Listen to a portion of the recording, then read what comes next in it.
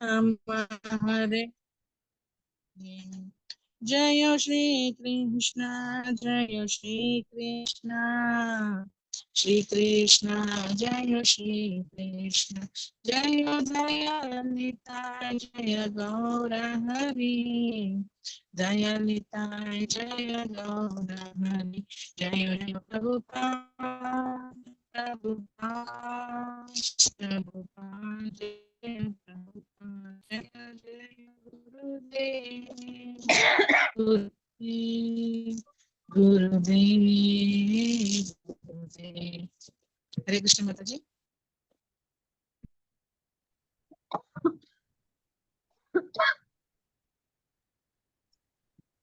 ಹರೇ ಕೃಷ್ಣ ಎಲ್ರಿಗೂ. ಹರೇ ಕೃಷ್ಣ. ಯಾರಿಗ ಅನುಕೂಲ ಆಗುತ್ತೋ ಅವ್ರೆಲ್ರೂ ಕೂಡ ವಿಡಿಯೋ ಆನ್ ಮಾಡ್ಕೊಳ್ಳಿ.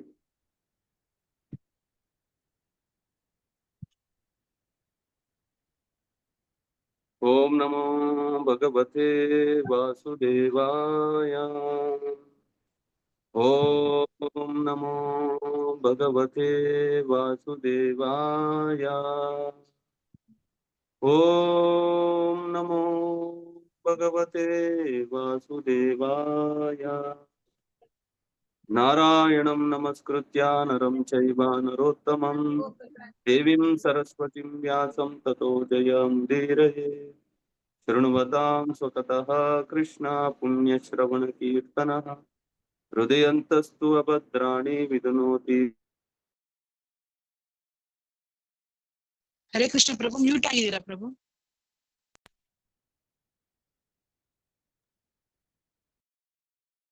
ಹರೇ ಕೃಷ್ಣ.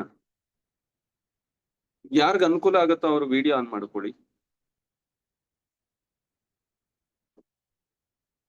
ಓಂ ನಮೋ ಭಗವತೆ ವಾಸುದೇವಾಯ.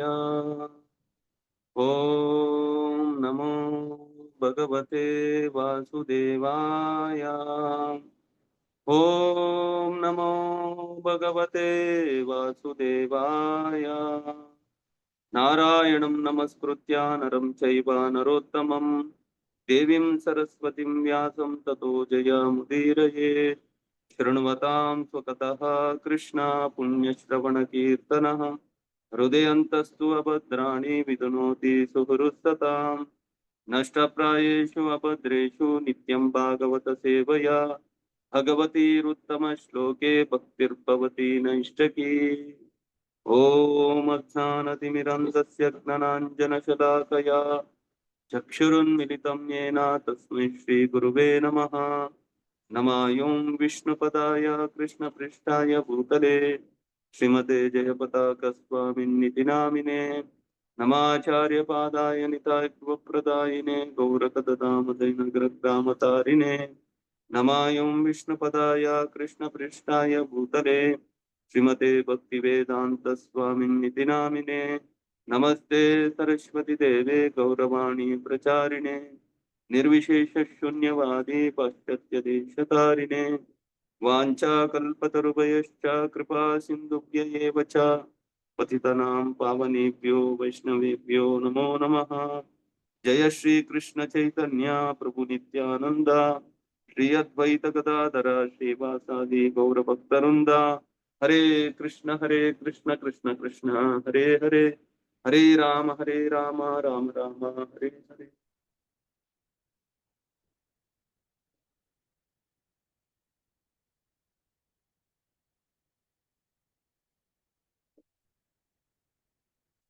ಹರೇ ಕೃಷ್ಣ. ಶ್ರೀಮದ್ ಭಾಗವತ ಸ್ಕಂದ 1 ಅಧ್ಯಾಯ 2 ದೈವತ್ವ ಮತ್ತು ದೈವಿ ಸೇವೆ. ಶ್ಲೋಕ ನಾವು 6 ಬಗ್ಗೆ ನಾವು ತಿಳುವಳಿಕೆ ಪಡಿತಾ ಇದ್ದೀವಿ. ನಾವು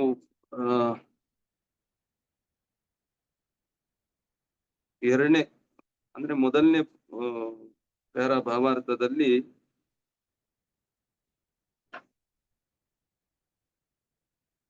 ಸರ್ವೋತ್ಕೃಷ್ಟನಾದ ದೇವನಿಗೆ ಸಲ್ಲಿಸುವ ಭಕ್ತಿ ಸೇವೆಯು ನಿತ್ಯವೂ ಆನಂದಭರಿತವೂ ಜ್ಞಾನಮಯವೂ ಆದ ಬದುಕಿಗೆ ಕೊರೆದೊಯ್ಯುವುದರಿಂದ ಅದನ್ನು ಶ್ರೇಷ್ಠ ಮಟ್ಟದ ವೃತ್ತಿ ಎಂದು ಕರೆಯಲಾಗಿದೆ. ಅಲ್ಲಿವರೆಗೂ ನಾವು ಚರ್ಚೆ ಮಾಡಿದ್ವಿ.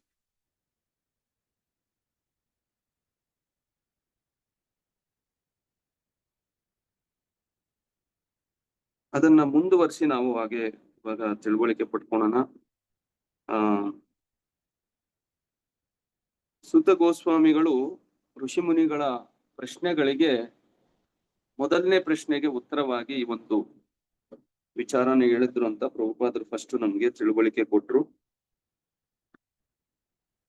ಅಪೌರುಷೀಯ ಧರ್ಮ ಗ್ರಂಥಗಳ ವಿಸ್ತಾರವನ್ನು ಸಂಗ್ರಹಿಸಿ ಕೊಡುವಂತೆ ಮತ್ತೆ ಅವುಗಳಲ್ಲಿ ಪ್ರಮುಖ ಭಾಗಗಳನ್ನು ಒದಗಿಸುವಂತೆ ಪ್ರಶ್ನೆ ಕೇಳಿದ್ದಾರೆ. ಅದಕ್ಕಾಗಿ ಈ ಒಂದು ಶ್ಲೋಕ, ಈ ಒಂದು ವಿಚಾರ ಹೇಳಿದ್ರು. ಸವೈ ಪುಂಸೋ ಪರೋಧರ್ಮೋ ಯಥೋರ್ಭಕ್ತಿರ್ ಅಧೋಕ್ಷಜೆ ಅಹೈತುಕಿ ಅಪ್ರತಿಯತ ಯಯಾತ್ಮ ಸುಪ್ರಸಿದ್ಧಿ. ನಿಜವಾದ ಧರ್ಮ ಅಂದ್ರೆ ಅದು ದಿವ್ಯವಾಗಿರೋ ಭಗವಂತನ ಸೇವೆಯಲ್ಲಿ ನಾವೆಲ್ಲರೂ ಕೂಡ ತೊಡಗ್ಬೇಕು ಅನ್ನೋದೇ ವಿಚಾರ, ಅದೇ ವೃತ್ತಿ. ಅದಕ್ಕೆ ಇದಕ್ಕೆ ಧರ್ಮಕ್ಕೆ ಉದ್ಯೋಗ ಅಂತ ಪದ ಅರ್ಥದಲ್ಲಿ ಪ್ರಭುಪಾದರು ತಿಳುವಳಿಕೆ ಕೊಡ್ತಾ ಇದ್ದಾರೆ. ಈ ಭೌತಿಕ ಜಗತ್ತಿನ ಬೇರೆ ಎಲ್ಲಾನು ಕೂಡ ಅದು ತಾತ್ಕಾಲಿಕ ಆಗಿರೋದು ಮತ್ತೆ ಕಟ್ಟ ಕಡೆಗೆ ನಮಗೆ ದುಃಖನೇ ತರುತ್ತೆ ಅನ್ನೋದೇ ವಿಚಾರ ಇದೆ. ಅದು ಯಾರಾದ್ರೂ ಆಗಿರ್ಬೋದು, ಈ ಜಗತ್ತಲ್ಲಿ ಎಂತವರಾದ್ರೆ ಅದು ಬ್ರಹ್ಮದೇವರ ಇರುವೆಯಿಂದ ಬ್ರಹ್ಮದೇವರವರೆಗೂ ಭೌತಿಕ ಪ್ರಜ್ಞೆಯಲ್ಲಿ ಏನ್ ಜೀವನ ನಡೆಸ್ತಾರೋ ಅವಾಗ ಅದು ದುಃಖಕ್ಕೆ ಕಾರಣ ಆಗುತ್ತೆ. ಆದ್ರೆ ಭಗವಂತನ ಪ್ರಜ್ಞೆಯಲ್ಲಿ ಯಾವಾಗ ನಮ್ಮ ಕಾರ್ಯ ಇರುತ್ತೋ ಅವಾಗ ಖಂಡಿತವಾಗ್ಲೂ ಅದು ಅತ್ಯಂತ ಉತ್ಕೃಷ್ಟ ಆಗಿರುತ್ತೆ. ಮತ್ತೆ ಅಂತ ಭಕ್ತಿ ಸೇವೆಯು ನಿತ್ಯವೂ ಆಗಿರುತ್ತೆ, ಮತ್ತೆ ಆನಂದ ಭರಿತವಾಗಿರುತ್ತೆ, ಮತ್ತೆ ಪೂರ್ಣ ಜ್ಞಾನದಲ್ಲಿರುತ್ತೆ. ಅದರಿಂದ ಇದು ಎಲ್ಲದಕ್ಕಿಂತ ಶ್ರೇಷ್ಠ ವೃತ್ತಿ ಆಗಿದೆ ಅನ್ನೋದು ನಾವು ಅರ್ಥ ಮಾಡಿದ್ವಿ. ಅದಾದ್ಮೇಲೆ ಇಲ್ಲಿ ಪ್ರಭುಪಾದರು ಏನ್ ಹೇಳ್ತಾರೆ, ಮತ್ತೆ ಇಲ್ಲೊಂದು ಶಬ್ದ ಇದೆ ನೋಡಿ, ಅಹೈತುಕಿ. ಅಹೈತುಕಿ ಅಂದ್ರೆ ಏನು? ಕಾರಣರಹಿತ ಆಗಿರೋದು. ಕಾರಣರಹಿತ ಅಂದ್ರೆ ಏನು? ಅಪೇಕ್ಷೆ ಇಲ್ದಿರ ಇರೋದನ್ನ ಕಾರಣರಹಿತ ಅಂತ ಕರೀತಾರೆ. ನಾವೇನಾದ್ರೂ ಅಪೇಕ್ಷೆ ಇಟ್ಕೊಂಡು ಒಂದ್ ಕೆಲ್ಸ ಮಾಡಿದ್ರೆ ಅದೇನಾಗುತ್ತೆ? ವ್ಯಾಪಾರ ಆಗುತ್ತೆ. ನಾವು ಭಗವಂತನ ಹತ್ರ ಬಂದು ಅಧೋಕ್ಷಜ, ದಿವ್ಯವಾಗಿರೋನು, ಅವನು ನಮ್ಮ ಈ ಭೌತಿಕ ಪ್ರಜ್ಞೆಗೆ ನಿಲುಕ್ದಿರ ಇರೋರು, ಅಂತವರ ಹತ್ರ ಬಂದು ನಾವ್ ವ್ಯಾಪಾರ ಮಾಡ್ಬೇಕಾ ಅಂದ್ರೆ ಖಂಡಿತವಾಗ್ಲೂ ವ್ಯಾಪಾರ ಮಾಡಬಾರ್ದು. ಅದಕ್ಕೆ ಇಲ್ಲಿ ಪ್ರಭುಪಾದರು ಮುಂದುವರಿಸಿ ಭಾವಾರ್ಥದಲ್ಲಿ ಏನ್ ಹೇಳ್ತಾರೆ, ಇದು ಕೀಳಾದರ ಜೊತೆ ಸೇರಿದಾಗ ಕೆಲವೊಮ್ಮೆ ಮಲಿನವಾಗುತ್ತದೆ. ಯಾವುದು ಕೀಳಾದರ ಜೊತೆ ಸೇರ್ಕೊಂಡಾಗ? ಅಪೇಕ್ಷೆ ಅನ್ನೋ ಒಂದು ವಿಚಾರ ಇಟ್ಕೊಂಡು ಯಾರಾದ್ರೂ ಭಕ್ತಿ ಸೇವೆ ಮಾಡಿದ್ರೆ ಅದು ಅವಾಗೇನಾಯ್ತು? ಮಲಿನ ಆಗೋಯ್ತು. ಯಾಕೆ ಭಗವಂತನ ಹತ್ರ ಅಪೇಕ್ಷೆ ಇಟ್ಕೋಬಾರ್ದು? ಯಾಕೆ ಭಗವಂತನ ಹತ್ರ ಅಪೇಕ್ಷೆ ಇಟ್ಕೋಬಾರ್ದು? ಯಾರಾದ್ರೂ ಹೇಳ್ಬೋದಾ?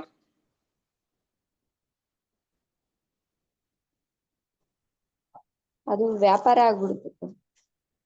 ನಾನು ಅದನ್ನ ಹೇಳಿದ್ದಾಯ್ತು, ಈಗ ವ್ಯಾಪಾರ ಆಗ್ಬಿಡುತ್ತೆ. ಯಾಕೆ ಅಂದ್ರೆ ನಾವು ಅಪೇಕ್ಷೆ ಇಟ್ಟುಕೊಂಡು ಏನ್ ಕೇಳ್ತೀವೋ ಭಗವಂತ ಅಷ್ಟನ್ನೇ ಕೊಡ್ತಾರೆ. ಆದ್ರೆ ಭಗವಂತನ ಪ್ಲಾನ್ ಅಲ್ಲಿ ಇನ್ನೂ ಜಾಸ್ತಿ ಕೊಡ್ಬೇಕು ಅನ್ನೋದಿರುತ್ತೆ, ನಮ್ಗೆ ಗೊತ್ತಿರಲ್ಲ ಅದು. ತುಂಬಾ ಪ್ರಭು, ಚೆನ್ನಾಗಿ ಹರೇ ಕೃಷ್ಣ ಪ್ರಭು, ನನ್ ಪ್ರಕಾರ ಸುಧಾಮ ಬೆಸ್ಟ್ ಎಕ್ಸಾಂಪಲ್ ಅನ್ಸುತ್ತೆ ಪ್ರಭು. ಸರಿ ಮಾತಾಜಿ ಹೇಳಿದ್ದು ತುಂಬಾ ಚೆನ್ನಾಗಿತ್ತು. ನಾವ್ ಯಾವಾಗ ನಮ್ ಪ್ಲಾನ್ ಅನ್ನ ಹೇಳಕ್ ಹೋಗ್ತೀವಲ್ಲ ಅವಾಗ ನಮ್ಮ ಮಟ್ಟದಲ್ಲೇ ಭಗವಂತನನ್ನ ಯೋಚನೆ ಮಾಡ್ತಾ ಇರ್ತೀವಿ ಅಷ್ಟೇನೆ. ಭಗವಂತ ಅಧೋಕ್ಷಜ ಆಗಿರೋನು, ಅವನು ದಿವ್ಯದಲ್ಲಿರೋರು, ಅವರು ಎಲ್ಲರನ್ನ ಮೀರಿರೋರು ಅನ್ನೋದು ವಿಚಾರ ನಾವು ಮರ್ತೋಗ್ತೀವಲ್ಲಿ. ಅದೇ ಸಮಸ್ಯೆ. ಅದಕ್ಕೆ ಇಲ್ಲಿ ಅಧೋಕ್ಷಜ ಅಂತ ಯಾಕೆ ಕರೀತಾ ಇರೋದು? ಅವನು ನಮ್ಮ ಪ್ರಜ್ಞೆಗೆ ನಿಲುಕ್ದಿರೋನು, ಅವ್ರು ಏನು ಬೇಕಾದ್ರೂ ಮಾಡ್ಬೋದು.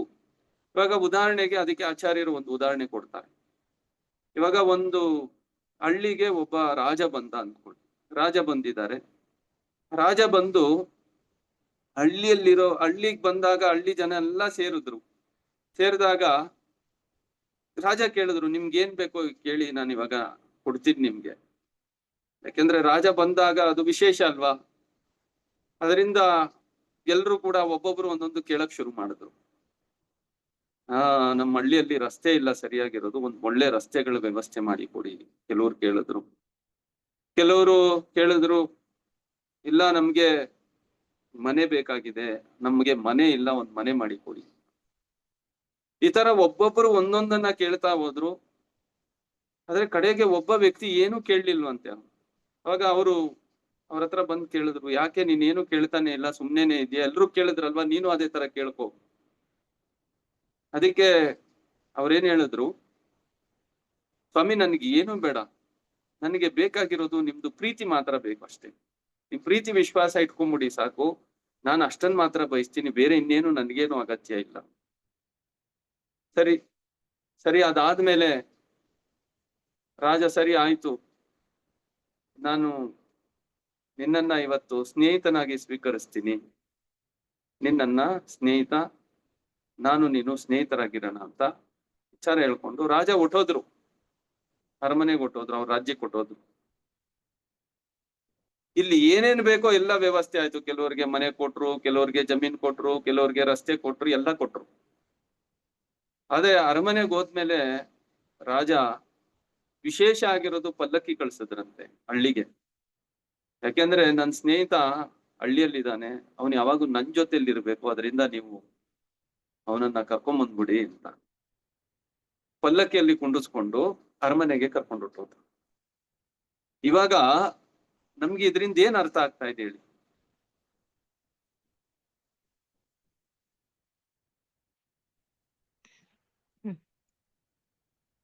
ಯಾರು ಹೇಳ್ಬೋದು? ನಂದಿನಿ ಮಾತಾಜಿ ಹೇಳ್ತೀರಾ? ಹರೇ ಕೃಷ್ಣ ಪ್ರಭುಜಿ. ದೇವರಿಂದ ನಾವೇನು ಕೇಳ್ಬಾರ್ದು, ದೇವ್ರನ್ನೇ ಕೇಳ್ಬೇಕು ಅಂತ ಹೇಳ್ತಾ ಇದ್ದಾರೆ.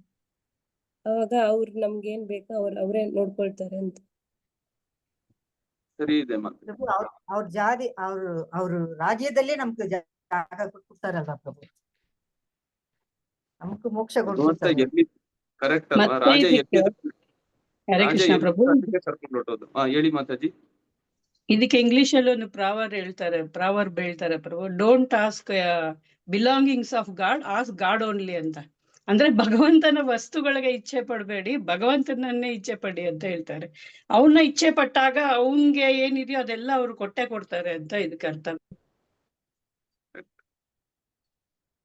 ಅದರಿಂದ ಇಲ್ಲಿ ಪ್ರಭುಪಾದರು ಅದನ್ನೇ ಹೇಳ್ತಾ ಇರೋದು, ಯಾವಾಗ ನಾವು ಈ ಭೌತಿಕ ಅಪೇಕ್ಷೆಗಳನ್ನ ಇಟ್ಕೊಂಡು ಭಕ್ತಿ ಸೇವೆ ಮಾಡ್ತೀವೋ ಅದರಲ್ಲಿ ಕಲ್ಮಶ ಆಗ್ಬಿಡುತ್ತದು. ಕಲ್ಮಶದಿಂದ ನಾವು ನಿಜವಾಗ್ಲೂ ಏನು ಪಡಿಬೇಕಾಗಿತ್ತು, ನಮ್ಗೆ ಏನ್ ಸಿಗ್ಬೇಕಾಗಿತ್ತು, ಅದು ನಮ್ಗೆ ಸಿಕ್ಕಿದಂಗೆ ಹೊರಟೋಗ್ಬಿಡುತ್ತೆ. ನಾವ್ ಯಾವಾಗ ದೊಡ್ಡೋರು ಬಂದಾಗ, ಅತ್ಯಂತ ಉತ್ಕೃಷ್ಟ ಆಗಿರೋರು ನಮ್ಮ ಎದುರುಗಡೆ ಇದ್ದಾಗ, ನಾವು ನಮ್ಮ ಅಪೇಕ್ಷೆಗಳನ್ನ ನಾವು ಅವ್ರ ಮುಂದೆ ವ್ಯಕ್ತಪಡಿಸಬಾರದು. ಅವ್ರದ್ದು ಏನ್ ಇಚ್ಛೆ ಇದೆಯೋ ಅದನ್ನ ಕೇಳ್ಬೇಕು. ಅವ್ರು ಏನ್ ಬಯಸ್ತಾ ಇದ್ದಾರೆ ನಮ್ಮಿಂದ ಅದನ್ನ ಕೇಳ್ಕೋಬೇಕೆ ಹೊರತು ನಮ್ದು ವಿಚಾರಗಳ ನಮ್ಮ ಪ್ಲಾನಿಂಗ್ ಅನ್ನ ನಾವ್ ಹೇಳಿದ್ರೆ ಅದು ಯಾವುದೇ ತರ ಪ್ರಯೋಜನ ಆಗೋದಿಲ್ಲ. ಇಲ್ಲಿ ವಿಚಾರ ಇಲ್ಲಿ ಪ್ರಭುಪಾದ ಹೇಳ್ತಾರೆ. ಅದಕ್ಕೆ ಏನ್ ಹೇಳ್ತಾ ಇದ್ದಾರೆ, ಉದಾಹರಣೆಗೆ ಐಕ ಲಾಭಕ್ಕಾಗಿ ಭಕ್ತಿ ಸೇವೆಯನ್ನು ಕೈಗೊಳ್ಳುವುದು ಖಂಡಿತವಾಗಿ ವಿರಕ್ತಿ ಮಾರ್ಗದ ಉನ್ನತಿಗೆ ಒಡ್ಡಿದ ವಿಘ್ನವೇ ಸರಿ. ಈ ಭೌತಿಕ ಅಪೇಕ್ಷೆಗಳು, ಯಾಕೆ ಭೌತಿಕ ಅಪೇಕ್ಷೆಗಳನ್ನ ನಾವು ಪಟ್ಕೋಬಾರದು? ಕಾರಣ ಏನು? ಭಗವದ್ಗೀತೆಯಲ್ಲಿ ಭಗವಂತ ಅದನ್ನೇ ಹೇಳ್ತಾ ಇರೋದು, ಮಾಮುಪೇತ್ಯ ಪುನರ್ಜನ್ಮ ದುಃಖಾಲಯಂ ಅಶಾಶ್ವತಂ.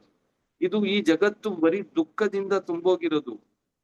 ಇವಾಗ ಇರೋ ಜಾಗ ಹಿಮಾಲಯ ಆಗಿರುತ್ತೆ, ಗ್ರಂಥ ಇರೋ ಜಾಗ ಗ್ರಂಥಾಲಯ ಆಗಿರುತ್ತೆ. ಅದೇ ತರ ಈ ಜಗತ್ತು ಭಗವಂತ ಹೆಸರು ಕೊಡ್ತಾ ಇದ್ದಾರೆ, ಇದು ದುಃಖಾಲಯ, ಇದು ಬರೀ ದುಃಖದಿಂದ ಇರುವಂತ ಸ್ಥಳ. ಇದು ಇಲ್ಲಿ ಯಾರಿಗೂ ಕೂಡ ಸುಖ ಅನ್ನೋದು ವಿಚಾರ ಇಲ್ವೇ ಇಲ್ಲ. ಅದೇ ನಿಜ. ಅದು ದೈಹಿಕವಾಗಿರ್ಬೋದು, ಮಾನಸಿಕವಾಗಿರ್ಬೋದು, ಇಲ್ಲ ಬೇರೆಯವರಿಂದ ಇರ್ಬೋದು, ಇಲ್ಲ ಪ್ರಕೃತಿಯಿಂದ ಇರ್ಬೋದು, ಎಲ್ಲಾ ಕಡೆಯಿಂದ ನಾವು ನೋಡಿದ್ರೇನು ಕೂಡ, ನಾವು ಅನಲೈಸಿ ಮಾಡಿದ್ರೆ, ಒಂದ್ಸಲಿ ವಿಶ್ಲೇಷಣೆ ಮಾಡಿದ್ರೆ ಖಂಡಿತವಾಗ್ಲೂ ನಮ್ಗೆ ಅರ್ಥ ಆಗ್ಬಿಡುತ್ತೆ. ಈ ದೇಹ ಇರ್ಬೋದು, ಮತ್ತೆ ನಮ್ಮ ಸುತ್ತಮುತ್ತ ಇರೋರು ಇರ್ಬೋದು, ಎಲ್ರದ್ದು ಪರಿಸ್ಥಿತಿ ಒಂಥರ ದುಃಖದ ವಾತಾವರಣನೇ ತುಂಬಿದೆ. ಕಟ್ಟ ಕಡೆಗೆ ದುಃಖನೇ ಇದೆ.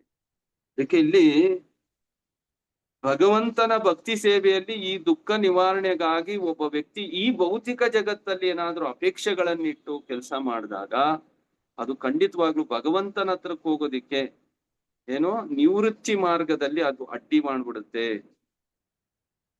ಅದಕ್ಕೆ ಪ್ರಭುಪಾದರು ಇಲ್ಲಿ ಸ್ಪಷ್ಟವಾಗಿ ಹೇಳ್ತಾ ಇದ್ದಾರೆ, ಅದು ವಿಘ್ನ ಆಗತ್ತೆ. ನಾವು ಅರ್ಥ ಮಾಡ್ಕೋಬೇಕು. ಅದಕ್ಕಾಗಿನೇ ಇಲ್ಲೇನ್ ಹೇಳ್ತಾರೆ, ಅಹೈತುಕಿ ಅಂದ್ರೆ ಯಾವುದೇ ಕಾರಣ ಇರಬಾರ್ದು. ಭೌತಿಕ ವಿಚಾರಗಳನ್ನ ಇಟ್ಕೊಂಡು ನಾವು ಭಗವಂತನ ಹತ್ರಕ್ಕೆ ಹೋಗೋ ಅಗತ್ಯತೆ ಇಲ್ಲ. ಪ್ರಹ್ಲಾದ್ ಮಹಾರಾಜರು ಹೇಳ್ತಾರೆ ಇದಕ್ಕೆ, ಮುಂದೆ ನಾವು ನೋಡ್ತೀವಿ. ಒಬ್ಬ ವ್ಯಕ್ತಿ ಯಾವತ್ತೂ ಕೂಡ ದುಃಖ ಪಡಿಬೇಕು ಅಂತ ಯಾವ್ದಾದ್ರು ವಿಚಾರ ಇಟ್ಕೊಂಡು ಅವನು ಕೆಲಸ ಮಾಡ್ತಾನ? ಇಲ್ಲ, ತಾನಾಗಿ ದುಃಖಗಳು ಬರುತ್ತೆ. ಯಾರು ಹೋಗಿ ದುಃಖ ಕೊಡಿ ಅಂತ ಯಾವ ಅಂಗಡಿಯಲ್ಲೂ ಕೇಳಲ್ಲ, ಆದ್ರೆ ದುಃಖ ಬರ್ತಾ ಇದೆಯಾ ಇಲ್ವಾ? ಅದೇ ತರ ಈ ಭೌತಿಕ ಜಗತ್ತಲ್ಲೂ ಕೂಡ ನಮ್ ಕರ್ಮಾನುಸಾರವಾಗಿ ನಮ್ಗೆ ಏನ್ ಸುಖ ಸಿಗಬೇಕು ಅದು ಖಂಡಿತವಾಗ್ಲೂ ಸಿಗತ್ತೆ. ಅದ್ರ ಹಿಂದೆ ಹೋರಾಟ ಮಾಡೋಂಗಿಲ್ಲ. ನಮ್ಗೆ ಆತರ ವಾತಾವರಣ ನಿರ್ಮಾಣ ಆಗತ್ತೆ, ಅದ್ರ ಕಡೆ ಗಮನ ಕೊಡ್ಬೇಡಿ, ಅದು ತಾನಾಗಿ ನಡೆಯುತ್ತೆ. ಆದ್ರೆ ನಡೀತೀರಾ ಇರೋದು ಯಾವುದು? ನಮಗೂ ಮತ್ತೆ ಭಗವಂತನ ಜೊತೆ ಇರೋ ಸಂಬಂಧದಲ್ಲಿ ನಾವ್ ಏನು ಸಾಧನೆ ಮಾಡ್ತೀವೋ ಅದು ಯಾವುದು ನಡೆಯಲ್ಲ. ಕರ್ಮಾನುಸಾರವಾಗಿ ನಡೆಯಲ್ಲ. ಅದು ವಿಶೇಷ ಆಗಿರೋದು ಅನುಗ್ರಹದಿಂದ ಮಾತ್ರ ನಡೆಯುತ್ತೆ. ಅದು ಶ್ರೀಮದ್ ಭಾಗವತ, ಭಗವದ್ಗೀತೆ ಈ ಪ್ರಕಾರವಾಗಿ ವಿಚಾರಗಳನ್ನ ನಾವ್ ಯಾವಾಗ ತಿಳುವಳಿಕೆ ಪಡಿತೀವೋ ಅವಾಗ ಮಾತ್ರ ನಮ್ಗೆ ಅದರಿಂದ ಗೊತ್ತಾಗುತ್ತೆ. ಅದಕ್ಕೆ ಇಲ್ಲಿ ಏನ್ ಹೇಳ್ತಾ ಇದ್ರೆ, ಅಂತಿಮ ಶ್ರೇಯಸ್ಸಿಗಾಗಿ ವೈರಾಗ್ಯ ಅಥವಾ ತ್ಯಾಗವು ರೋಗಗ್ರಸ್ತ ಬದುಕಿನ ಅನುಭೋಗಕ್ಕಿಂತ ನಿಜಕ್ಕೂ ಹೆಚ್ಚು ಉತ್ತಮವಾದ ವೃತ್ತಿ. ಅಂತ ಅನುಭೋಗವೇನಿದ್ದರೂ ಕಾಯಿಲೆಯ ಕುರುಹುಗಳನ್ನು ಹೆಚ್ಚಿಸುತ್ತದೆ. ನೋಡಿ, ಸ್ಪಷ್ಟವಾಗಿ ಹೇಳ್ತಾ ಇದ್ದಾರೆ, ನಾವು ಈ ಭೌತಿಕ ಅಪೇಕ್ಷೆಗಳು ನಮ್ಮನ್ನ ಕಾಯಿಲೆ ಜಾಸ್ತಿ ಮಾಡುತ್ತೆ ಹೊರತು ಕಾಯಿಲೆಯಿಂದ ನಮ್ಮನ್ನ ವಾಸಿ ಮಾಡಲ್ಲ. ಅದಕ್ಕೆ ಉದಾಹರಣೆ ಕೊಡ್ತಾರೆ. ಒಂದು ಉದಾಹರಣೆ ನಿಮ್ಗೆ ಎಲ್ರಿಗೆ ಗೊತ್ತು. ಒಂದ್ ಇಲಿ ಇತ್ತು. ಇಲಿಗೆ ಬೆಕ್ಕನ್ ಕಂಡ್ರೆ ತುಂಬಾ ಭಯ. ಅದಕ್ಕೆ ಏನ್ ಮಾಡ್ತದು, ಋಷಿಗಳ ಹತ್ರಕ್ ಹೋಯ್ತು. ಋಷಿ ಹತ್ರಕ್ ಹೋಗ್ಬಿಟ್ಟು ಕೇಳ್ತು, ಅಮಿ ನನಗೆ ಏನ್ ಮಾಡಿ, ನನ್ಗೆ ಬೆಕ್ಕಂದ್ರೆ ತುಂಬಾ ಭಯ ಆಗ್ತಾ ಇದೆ, ನನ್ನನ್ನ ಬೆಕ್ಕನ್ ಮಾಡ್ಬಿಡಿ ಅಂತ.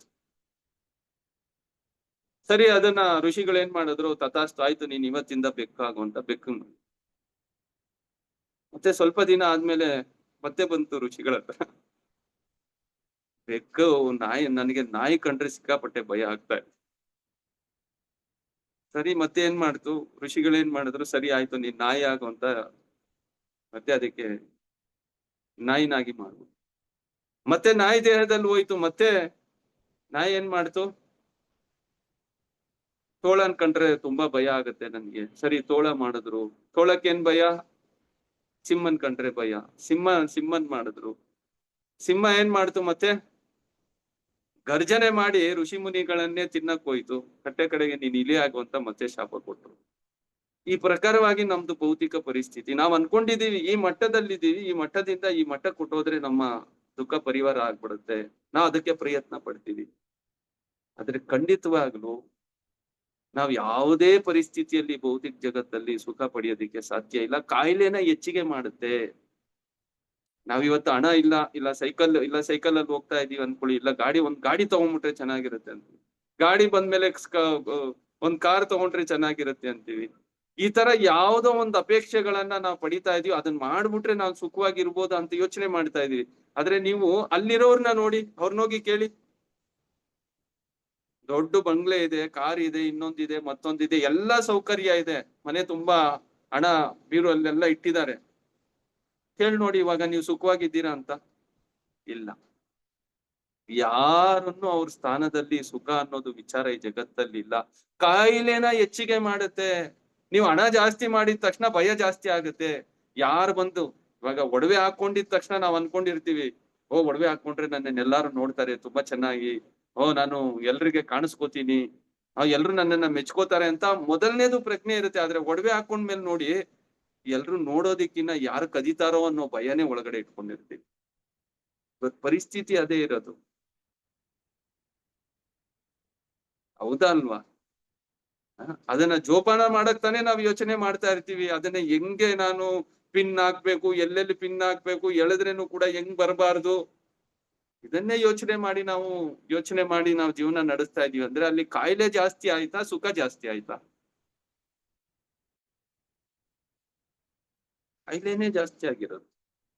ಅದಕ್ಕೆ ಇಲ್ಲಿ ಭೌತಿಕ ಪ್ರಜ್ಞೆಯಲ್ಲಿ ನಾವ್ ಎಲ್ಲಿವರೆಗೂ ಇರ್ತೀವೋ, ಭೌತಿಕ ಅಪೇಕ್ಷೆಗಳಿಟ್ಕೊಂಡು ನಾವ್ ಎಲ್ಲಿವರೆಗೂ ಭಕ್ತಿ ಸೇವೆ ಮಾಡ್ತೀವೋ, ಅದನ್ನ ನಮ್ಮನ್ನ ಸಮಸ್ಯೆಯಿಂದ ಹೊರಗಡೆ ನಮ್ಮನ್ನ ಖಂಡಿತವಾಗ್ಲೂ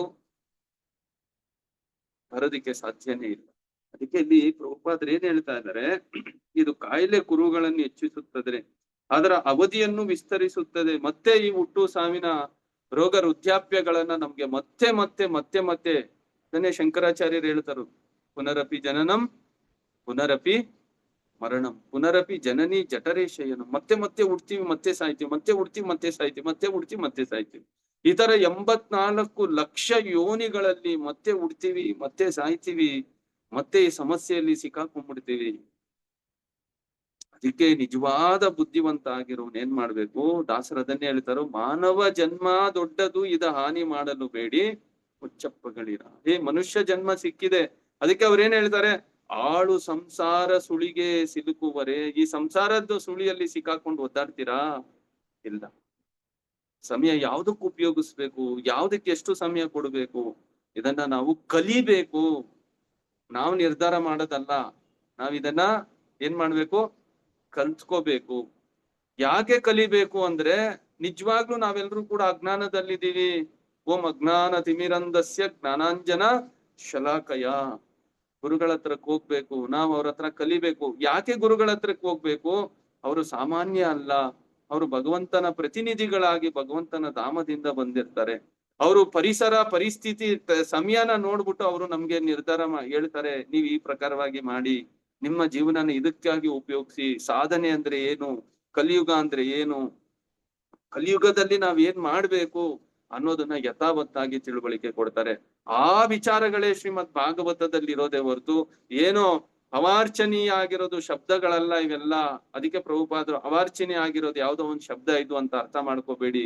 ಇದನ್ನ ವೇದವ್ಯಾಸರಂತವರು, ಪರಂಪರೆಯಲ್ಲಿ ಆಚಾರ್ಯರು, ಶಿಲ ಪ್ರಭುಪಾದರಂತವರು ಈ ಸಮಯಕ್ಕೆ ಏನು ಬೇಕು ನನ್ನ ಸಾಧನೆ, ಈ ಸಮಯಕ್ಕೆ ನಾನು ಯಾವ ತರ ನನ್ನ ಜೀವನನ ರೂಪಿಸ್ಕೋಬೇಕು, ಈ ಕಾಯಿಲೆಯಿಂದ ನಾವ್ ಯಾವ ತರ ಹೊರಗಡೆ ಬರ್ಬೇಕು, ಅದಕ್ಕೆ ಪರಿಹಾರ ಏನು, ಅದಕ್ಕೆ ಔಷಧಿ ಏನು, ಅದನ್ನ ಶ್ರೀಮದ್ ಭಾಗವತದಲ್ಲಿ ಕೊಟ್ಟಿದ್ದಾರೆ. ಯಾರಿಗಾದ್ರೂ ಯೋಚನೆನಾದ್ರೂ ಬರುತ್ತಾ ಹೋಗ್ಲಿ, ನಾವು ಅನ್ಕೊಂಡಿರ್ತೀವಿ ನಾವು ತುಂಬಾ ಬುದ್ಧಿವಂತರು, ಕೆಲವೊಂದ್ಸಲಿ ಅನ್ಕೋಬಹುದು. ಆದ್ರೆ ಯಾವತ್ತಾದ್ರೂ ಯೋಚನೆ ಮಾಡಿದೀವ, ನಾನ್ ಭಗವಂತನ ಹತ್ರಕ್ಕೆ ಹೋದಾಗ ಏನ್ ಕೇಳ್ಬೇಕು ಏನ್ ಕೇಳಬಾರ್ದು ಅಂತ ನಮ್ಗೇನಾದ್ರೂ ಗೊತ್ತಿದ್ಯಾ? ಗೊತ್ತಿದ್ಯಾ? ಗೊತ್ತಿಲ್ಲ, ನಮ್ಗೇನು ಗೊತ್ತಿಲ್ಲ. ಅದೇ ನಿಜ. ಅದಕ್ಕೆ ಇಲ್ಲಿ ಪ್ರಭುಪಾದರು ಏನ್ ಹೇಳ್ತಾ ಇದ್ದಾರೆ, ಐಕ ಅನುಭೋಗದ ಅಲ್ಪ ಆಸೆಯು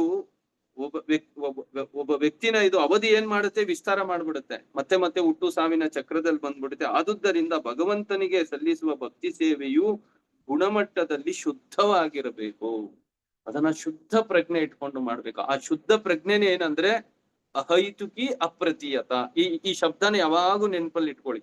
ಭಕ್ತಿ ಸೇವೆ ಅಂದಿದ ತಕ್ಷಣ ಅಹೈತುಕಿ ಅಪ್ರತೀಯತ, ಯಾವುದು ಅಪೇಕ್ಷೆ ಇರಬಾರ್ದು, ಮತ್ತೆ ಯಾವುದೇ ಕಾರಣಕ್ಕೆ ಛೇದ ಆಗ್ಬಾರ್ದು, ಅದರಿಂದ ನಾವು ಹೊರಗಡೆ ಬರಬಾರ್ದು. ಸಾಮಾನ್ಯವಾಗಿ ನಾವೇನಕ್ಕೆ ಹೊರಗಡೆ ಬಂದ್ಬಿಡ್ತೀವಿ, ನಾವೇನೋ ಅಪೇಕ್ಷೆ ಇಟ್ಕೊಂಡಿರ್ತೀವಿ, ಆ ಅಪೇಕ್ಷೆ ಯಾವಾಗ ಪೂರೈಸಿಲ್ಲ ಅಂದಾಗ ನಮ್ಗೇನ್ ಬರುತ್ತೆ, ಇದೆಲ್ಲ ಯಾವ್ದು ಇಲ್ಲ, ಬರೀ ಸುಳ್ಳು. ಮತ್ತೆ ಅಲ್ಲಿ ಕೋಪ ಪ್ರದರ್ಶನ ಮಾಡ್ತೀವಿ, ಕೋಪ ಪ್ರಾಪ್ತಿ ಆಗ್ಬಿಡುತ್ತೆ. ಕೋಪ ಬಂದಾಗ ಏನಾಗುತ್ತೆ, ಬುದ್ಧಿ ಭ್ರಮಣೆ ಆಗ್ಬಿಡುತ್ತೆ. ಬುದ್ಧಿ ಭ್ರಮಣೆ ಆಗಿದ ತಕ್ಷಣ ಏನಾಗುತ್ತೆ, ನಾವು ಮರ್ತೋಗ್ತೀವಿ, ನಾವ್ ಯಾಕೆ ಇಲ್ಲಿಗೆ ಬಂದಿದೀವಿ, ಏನ್ ನಡೀತಾ ಇದೆ ಅನ್ನೋದೇ ಮರ್ತೋಗ್ತೀವಿ, ಹುಚ್ಚರಾಗ್ಬಿಡ್ತೀವಿ. ಹುಚ್ಚುತನದಲ್ಲಿ ನಾವೇನೇನೋ ಮಾಡ್ಬಿಡ್ತೀವಿ. ಭಗವಂತ ಭಗವದ್ಗೀತೆಯಲ್ಲಿ ಹೇಳ್ತಾರೆ ಇದನ್ನ, ಜಾಯತೆ ವಿಷಯಾನುಪುಂಸ ಸಂಗೋಪಜಾಯತೆ. ಯಾವಾಗ ಇದು ನಾವು ವಿಷಯಗಳನ್ನ ಯಾವಾಗ ಧ್ಯಾನ ಮಾಡ್ತೀವೋ ಆ ವಿಷಯದಲ್ಲಿ ನಮ್ಗೇನಾಗತ್ತೆ, ಆಸಕ್ತಿ ಆಗತ್ತೆ. ಯಾವಾಗ ಆ ಆಸಕ್ತಿ ಹೆಚ್ಚಿಗೆ ಆಗ್ತಾ ಹೋಗುತ್ತೋ ಅದನ್ನ ಪೂರೈಸೋದಿಕ್ಕೆ ಪ್ರಯತ್ನಗಳನ್ನ ಮಾಡ್ತೀವಿ. ಆ ಪ್ರಯತ್ನದಲ್ಲಿ ನಾವ್ ಯಾವಾಗ ಅದು ಪೂರೈಸೋದಿಲ್ವೋ ಅವಾಗ ಏನಾಗುತ್ತೆ, ನಮ್ಗೆ ಕೋಪ ಪ್ರಾಪ್ತಿ ಆಗತ್ತೆ. 2ನೇ ಅಧ್ಯಾಯದಲ್ಲಿ ಭಗವಂತ ಇದನ್ನ ವಿಸ್ತಾರವಾಗಿ ತಿಳುವಳಿಕೆ ಕೊಟ್ಬಿಟ್ಟಿದ್ದಾರೆ. ಅದರಿಂದ ನಾವ್ ಏನು ಬಯಸಬೇಕು ಏನು ಬಯಸಬಾರ್ದು ಅನ್ನೋದು ನಮ್ಗೆ ಖಂಡಿತವಾಗ್ಲೂ ಗೊತ್ತಿಲ್ಲ. ಆದ್ರೆ ಇಲ್ಲಿ ಭಾಗವತ ನಮ್ಗೆ ಅದನ್ನ ತಿಳುವಳಿಕೆ ಕೊಡುತ್ತೆ. ಅದಕ್ಕೆ ಇಲ್ಲಿ ಪ್ರಭುಪಾದರು ಏನ್ ಹೇಳ್ತಾರೆ, ಅಂತ ಭಕ್ತಿ ಸೇವೆ ಏನಿರಬೇಕು, ಗುಣಮಟ್ಟದಲ್ಲಿ ಶುದ್ಧವಾಗಿರಬೇಕು. ಅಂದರೆ ಐಕ ಅನುಭೋಗದ ಅಲ್ಪ ಆಸೆಯೂ ಇರಬಾರದು. ಈ ಭೌತಿಕ ಜಗತ್ತಿಂದು ಅಲ್ಪ ಆಸೆನೂ ಇರಬಾರದು. ಚೂರು ಆಸೆ ಇದ್ರೇನು ಕೂಡ ಮತ್ತೆ ನಾವು ಈ ಭೌತಿಕ ಜಗತ್ತಲ್ಲಿ ಹುಡ್ತೀವಿ, ಮತ್ತೆ ಅದನ್ನು ಪೂರೈಸೋದಕ್ಕಾಗಿ ಪ್ರಯತ್ನಗಳನ್ನ ಮಾಡ್ತೀವಿ. ಆದುದರಿಂದ ಅನಗತ್ಯ ಆಸೆ ಫಲಾಪೇಕ್ಷೆ ಉಳ್ಳ ಕ್ರಿಯೆ ಹೂವಾತ್ಮಕ ಚಿಂತನೆಗಳ ನೆರಳು ಸೋಂಕದ ಭಕ್ತಿ ಸೇವೆಯನ್ನು ಭಗವಂತನಿಗೆ ಸಲ್ಲಿಸುವುದೇ ಶ್ರೇಷ್ಠ ಮಟ್ಟದ ಕರ್ತವ್ಯ. ನೋಡಿ ಏನ್ ಹೇಳ್ತಾ ಇದ್ದಾರೆ, ಏನೇನಿದ್ದಾರೆ ಅಲ್ಲಿ, ಅಲ್ಲೇನಿರ್ಬಾರ್ದು, ಆಸೆ ಇರಬಾರ್ದು, ಫಲಾಪೇಕ್ಷೆ ಉಳ್ಳ ಕ್ರಿಯೆ ಆಗ್ಬಾರ್ದು, ಊಹಾತ್ಮಕ ಚಿಂತನೆಗಳ ನೆರಳು ಇರಬಾರ್ದು.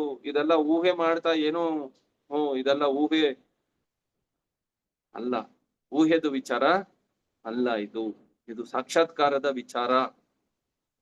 ಭಗವಂತನನ್ನ ಸಾಕ್ಷಾತ್ಕಾರ ಪಡ್ಕೊಂಡಾಗ ಮಾತ್ರನೇ ಒಬ್ಬ ವ್ಯಕ್ತಿಗೆ ಇಂಥ ಒಂದು ಅನುಭವನ ಪಡೆಯೋದಿಕ್ಕೆ ಸಾಧ್ಯ ಆಗುತ್ತೆ. ಆ ಅನುಭವ ಪ್ರಾರಂಭದಲ್ಲಿ ಗುರುಗಳ ಮಾರ್ಗದರ್ಶನದಲ್ಲಿ ಸೇವೆ ಮುಖಾಂತರವಾಗಿ, ನಾಮಜಪಗಳ ಮುಖಾಂತರವಾಗಿ ನಾವ್ ಯಾವಾಗ ನಮ್ಮ ಸಾಧನೆನ ಪ್ರಾರಂಭ ಮಾಡ್ತೀವೋ ಅವಾಗ ನಿಧಾನವಾಗಿ ನಮ್ಮ ನಾಲಿಗೆಯಲ್ಲಿ ಭಗವಂತ ಇರೋದು ನಮ್ಗೆ ಗೊತ್ತಾಗುತ್ತೆ. ಪ್ರಭುಪಾದರು ಹೇಳ್ತಾರೆ, ಯಾರು ಶುದ್ಧ ನಾಮಸ್ಮರಣೆ ಮಾಡ್ತಾರೋ ಅವ್ರ ನಾಲಿಗೆಯಲ್ಲಿ ಭಗವಂತ ಬಂದೇನ್ ಮಾಡ್ತಾರೆ, ನಿಲ್ಲಿಸ್ತಾರೆ ಅಂತ. ಆ ನೆಲೆ ನಮ್ಗೆ ಯಾವಾಗ, ಆ ಒಂದು ಸಣ್ಣ ಅನುಭವ ಯಾವಾಗ ಆಗತ್ತೋ ಅವಾಗ ನಮ್ಗೆ ಅಲ್ಲಿಂದ ಈ ಒಂದು ಭೌತಿಕ ಅಪೇಕ್ಷೆಗಳು ಕಡಿಮೆ ಆಗ್ತಾ ಹೋಗುತ್ತೆ. ಅದನ್ನೇ ನಾರದ ಮುನಿಗಳು ಹೇಳಿದ್ದು. ಯಾವಾಗ ಭಕ್ತರ ಸಂಘದಲ್ಲಿ ಸೇರಿದ್ರು, ಅವ್ರ ವಿಚಾರಗಳನ್ನ ತಿಳುವಳಿಕೆ ಪಡ್ಕೊಂಡ್ರು, ಅದಾದ್ಮೇಲೆ ಅವ್ರು ಹೇಳಿರೋ ಪ್ರಕಾರವಾಗಿ ಸಾಧನೆ ಯಾವಾಗ ಮಾಡಿದ್ರು ಅವಾಗ ಒಂದು ಸಣ್ಣ ಅನುಭವ ಕೊಡೋದಕ್ಕಾಗಿ ಭಗವಂತ ಏನ್ ಮಾಡಿದ್ರು, ಅವ್ರಿಗೆ ದರ್ಶನ ಕೊಟ್ರು, ಅವ್ರ ಹೃದಯದಲ್ಲಿ ದರ್ಶನ ಕೊಟ್ರು. ಆ ದರ್ಶನ ಕೊಟ್ಟಿದ ತಕ್ಷಣ ಅವ್ರಿಗೆ ಅರ್ಥ ಆಗೋಯ್ತು. ಮತ್ತೆ ಅದನ್ನ ನೋಡ್ಬೇಕು, ತಿಳುವಳಿಕೆ ಪಡಿಬೇಕು ಅಂತ ಪ್ರಯತ್ನ ಪಟ್ರು. ಆದ್ರೆ ಭಗವಂತ ಏನ್ ಮಾಡಿದ್ರು, ಅವ್ರಿಗೆ ಒಂದು ವಾಣಿ ಒಳಗಡೆಯಿಂದ ಅವ್ರ ಜೊತೆ ಮಾತಾಡಿದ್ರು. ನಾನು ಇನ್ನ ಉತ್ಸಾಹನ ಹೆಚ್ಚಿಗೆ ಮಾಡೋದಕ್ಕಾಗಿ ಒಂದ್ ಸಣ್ಣ ಅನುಭವ ಕೊಟ್ಟಿದ್ದೀನಿ, ದರ್ಶನ ಮಾಡಿದೀನಿ, ನೀನ್ ಇಲ್ಲಿಂದ ಇನ್ನೇನ್ ಮಾಡು, ಸಾಧನೆ ಮಾಡುವಂತ. ಅದೇ ತರ ಪ್ರತಿಯೊಬ್ಬರಿಗೂ ಕೂಡ ಭಗವಂತ ಅನುಭವ ಕೊಟ್ಟೇ ಕೊಡ್ತಾರೆ.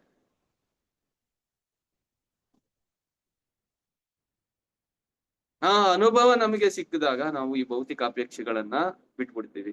ಅದಕ್ಕೇನ್ ಮಾಡ್ಬೇಕು, ನಾವು ಪರಂಪರೆಯಲ್ಲಿ ಗುರುಗಳು ಭಕ್ತರ ಸಂಘದಲ್ಲಿ ನಾವ್ ಇದನ್ನ ಅಭ್ಯಾಸ ಮಾಡ್ಲೇಬೇಕು. ಅಭ್ಯಾಸ ಮಾಡ್ದಿರ ಖಂಡಿತವಾಗ್ಲೂ ನಾವ್ ಈ ಅನುಭವನ ಪಡೆಯಕ್ಕೆ ಸಾಧ್ಯ ಇಲ್ಲ.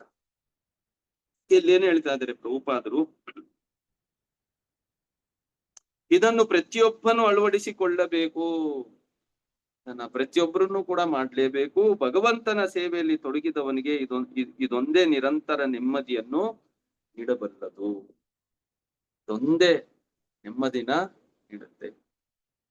ಅದು ಇಲ್ಲಿ ಸ್ಪಷ್ಟ ಇದೆ. ಮುಂದಿಂದು ಭಾವಾರ್ಥದಲ್ಲಿ ಪ್ರಭುಪಾದರು ಏನ್ ಹೇಳ್ತಾರೆ, ನಾವು ಧರ್ಮವನ್ನು ಉದ್ದೇಶಪೂರ್ವಕವಾಗಿ ವೃತ್ತಿ ಎಂದು ನಿರ್ದೇಶಿಸಿದ್ದೇವೆ. ಏಕೆಂದರೆ ಧರ್ಮ ಪದದ ತತ್ವಾರ್ಥ ಹೀಗಿದೆ, ಧಾತ್ವಾರ್ಥ ಹೀಗಿದೆ. ಅಸ್ತಿತ್ವವನ್ನು ಧಾರಣ ಮಾಡುವಂತದ್ದು ಧರ್ಮ. ಜೀವಿಯ ಅಸ್ತಿತ್ವ ಧಾರಣ ಪ್ರಕ್ರಿಯೆ ಎಂದ್ರೆ ಅವನ ಚಟುವಟಿಕೆಗಳನ್ನು ಪುರುಷೋತ್ತಮನಾದ ಕೃಷ್ಣನೊಂದಿಗಿರುವ ಶಾಶ್ವತ ಸಂಬಂಧದೊಡನೆ ಸಂಯೋಜಿಸುವುದೇ ಆಗಿದೆ. ಅದಕ್ಕೆ ಇಲ್ಲಿ ಧರ್ಮ ಅಂದಿದ ತಕ್ಷಣ ಏನು, ನಾವು ಇಷ್ಟು ದಿನ ಧರ್ಮಕ್ಕೆ ಬೇರೆ ಬೇರೆ ಅರ್ಥಗಳನ್ನ ಕೊಡ್ತಾ ಹೋಗ್ತಿದ್ವಿ. ಧರ್ಮ ಅಂದ್ರೆ ಇಲ್ಲಿ ಏನ್ ಹೇಳ್ತಾ ಇದಾರೆ, ವೃತ್ತಿ, ಉದ್ಯೋಗ, ಯಾವುದನ್ನ ಧಾರಣ ಮಾಡಿದ್ಯೋ ಅದೇ ಧರ್ಮ. ಒಂದು ವಸ್ತುವಿನ ಧಾರಣ ಏನಿದೆಯೋ ಅಂದ್ರೆ ಆ ವಸ್ತುವಿನಿಂದ ಆ ಗುಣನ ಬೇರ್ಪಡಿಸಂಗಿಲ್ಲ, ಅದಕ್ಕೆ ಧರ್ಮ ಅಂತ ಹೆಸರು. ಉದಾಹರಣೆಗೆ ಪ್ರಭುಪಾದರು ಅದನ್ನ ಹೇಳ್ತಾರೆ, ಇವಾಗ ಸಕ್ಕರೆ ಅಂದಿದ ತಕ್ಷಣ ಸಕ್ಕರೆದು ಧರ್ಮ ಏನು, ಅದರಿಂದ ಬೇರ್ಪಡಿಸಕ್ಕೆ ಆಗ್ದಿರ ಇರೋದೇನು, ಸಿಹಿ. ಸಕ್ಕರೆ ಅಂದಿದ ತಕ್ಷಣ ನಮ್ಗೆ ನೆನಪು ಬರೋದು ಒಂದೇ ಸಿಹಿ. ಮೆಣಸಿನ್ಕಾಯಿ ಅಂದಿದ ತಕ್ಷಣ ನೆನಪು ಬರೋದೇನು, ಖಾರ. ಮೆಣಸಿನ್ಕಾಯ್ದು ಧರ್ಮ ಖಾರ ಆದ್ರೆ ಸಕ್ಕರೆದು ಧರ್ಮ ಸಿಹಿ. ಅದೇ ತರ ಜೀವಾತ್ಮಗಳದು ನಮ್ಮಿಂದ ಬೇರ್ಪಡಿಸಕ್ಕೆ ಆಗ್ತೀರಾ ಇರುವಂತ ಒಂದು ವಿಚಾರ ಏನಿದೆ, ಅದು ಭಗವಂತನ ಜೊತೆ ನಮ್ ಸಂಬಂಧ ಇದೆ. ಮತ್ತೆ ಆ ಸಂಬಂಧದಲ್ಲಿ ಅವನ ಸೇವಕರಾಗಿರೋದೇ ನಮ್ಮ ಸ್ವರೂಪ, ನಮ್ ಧರ್ಮ, ಅದೇ ನಮ್ ಕರ್ತವ್ಯ.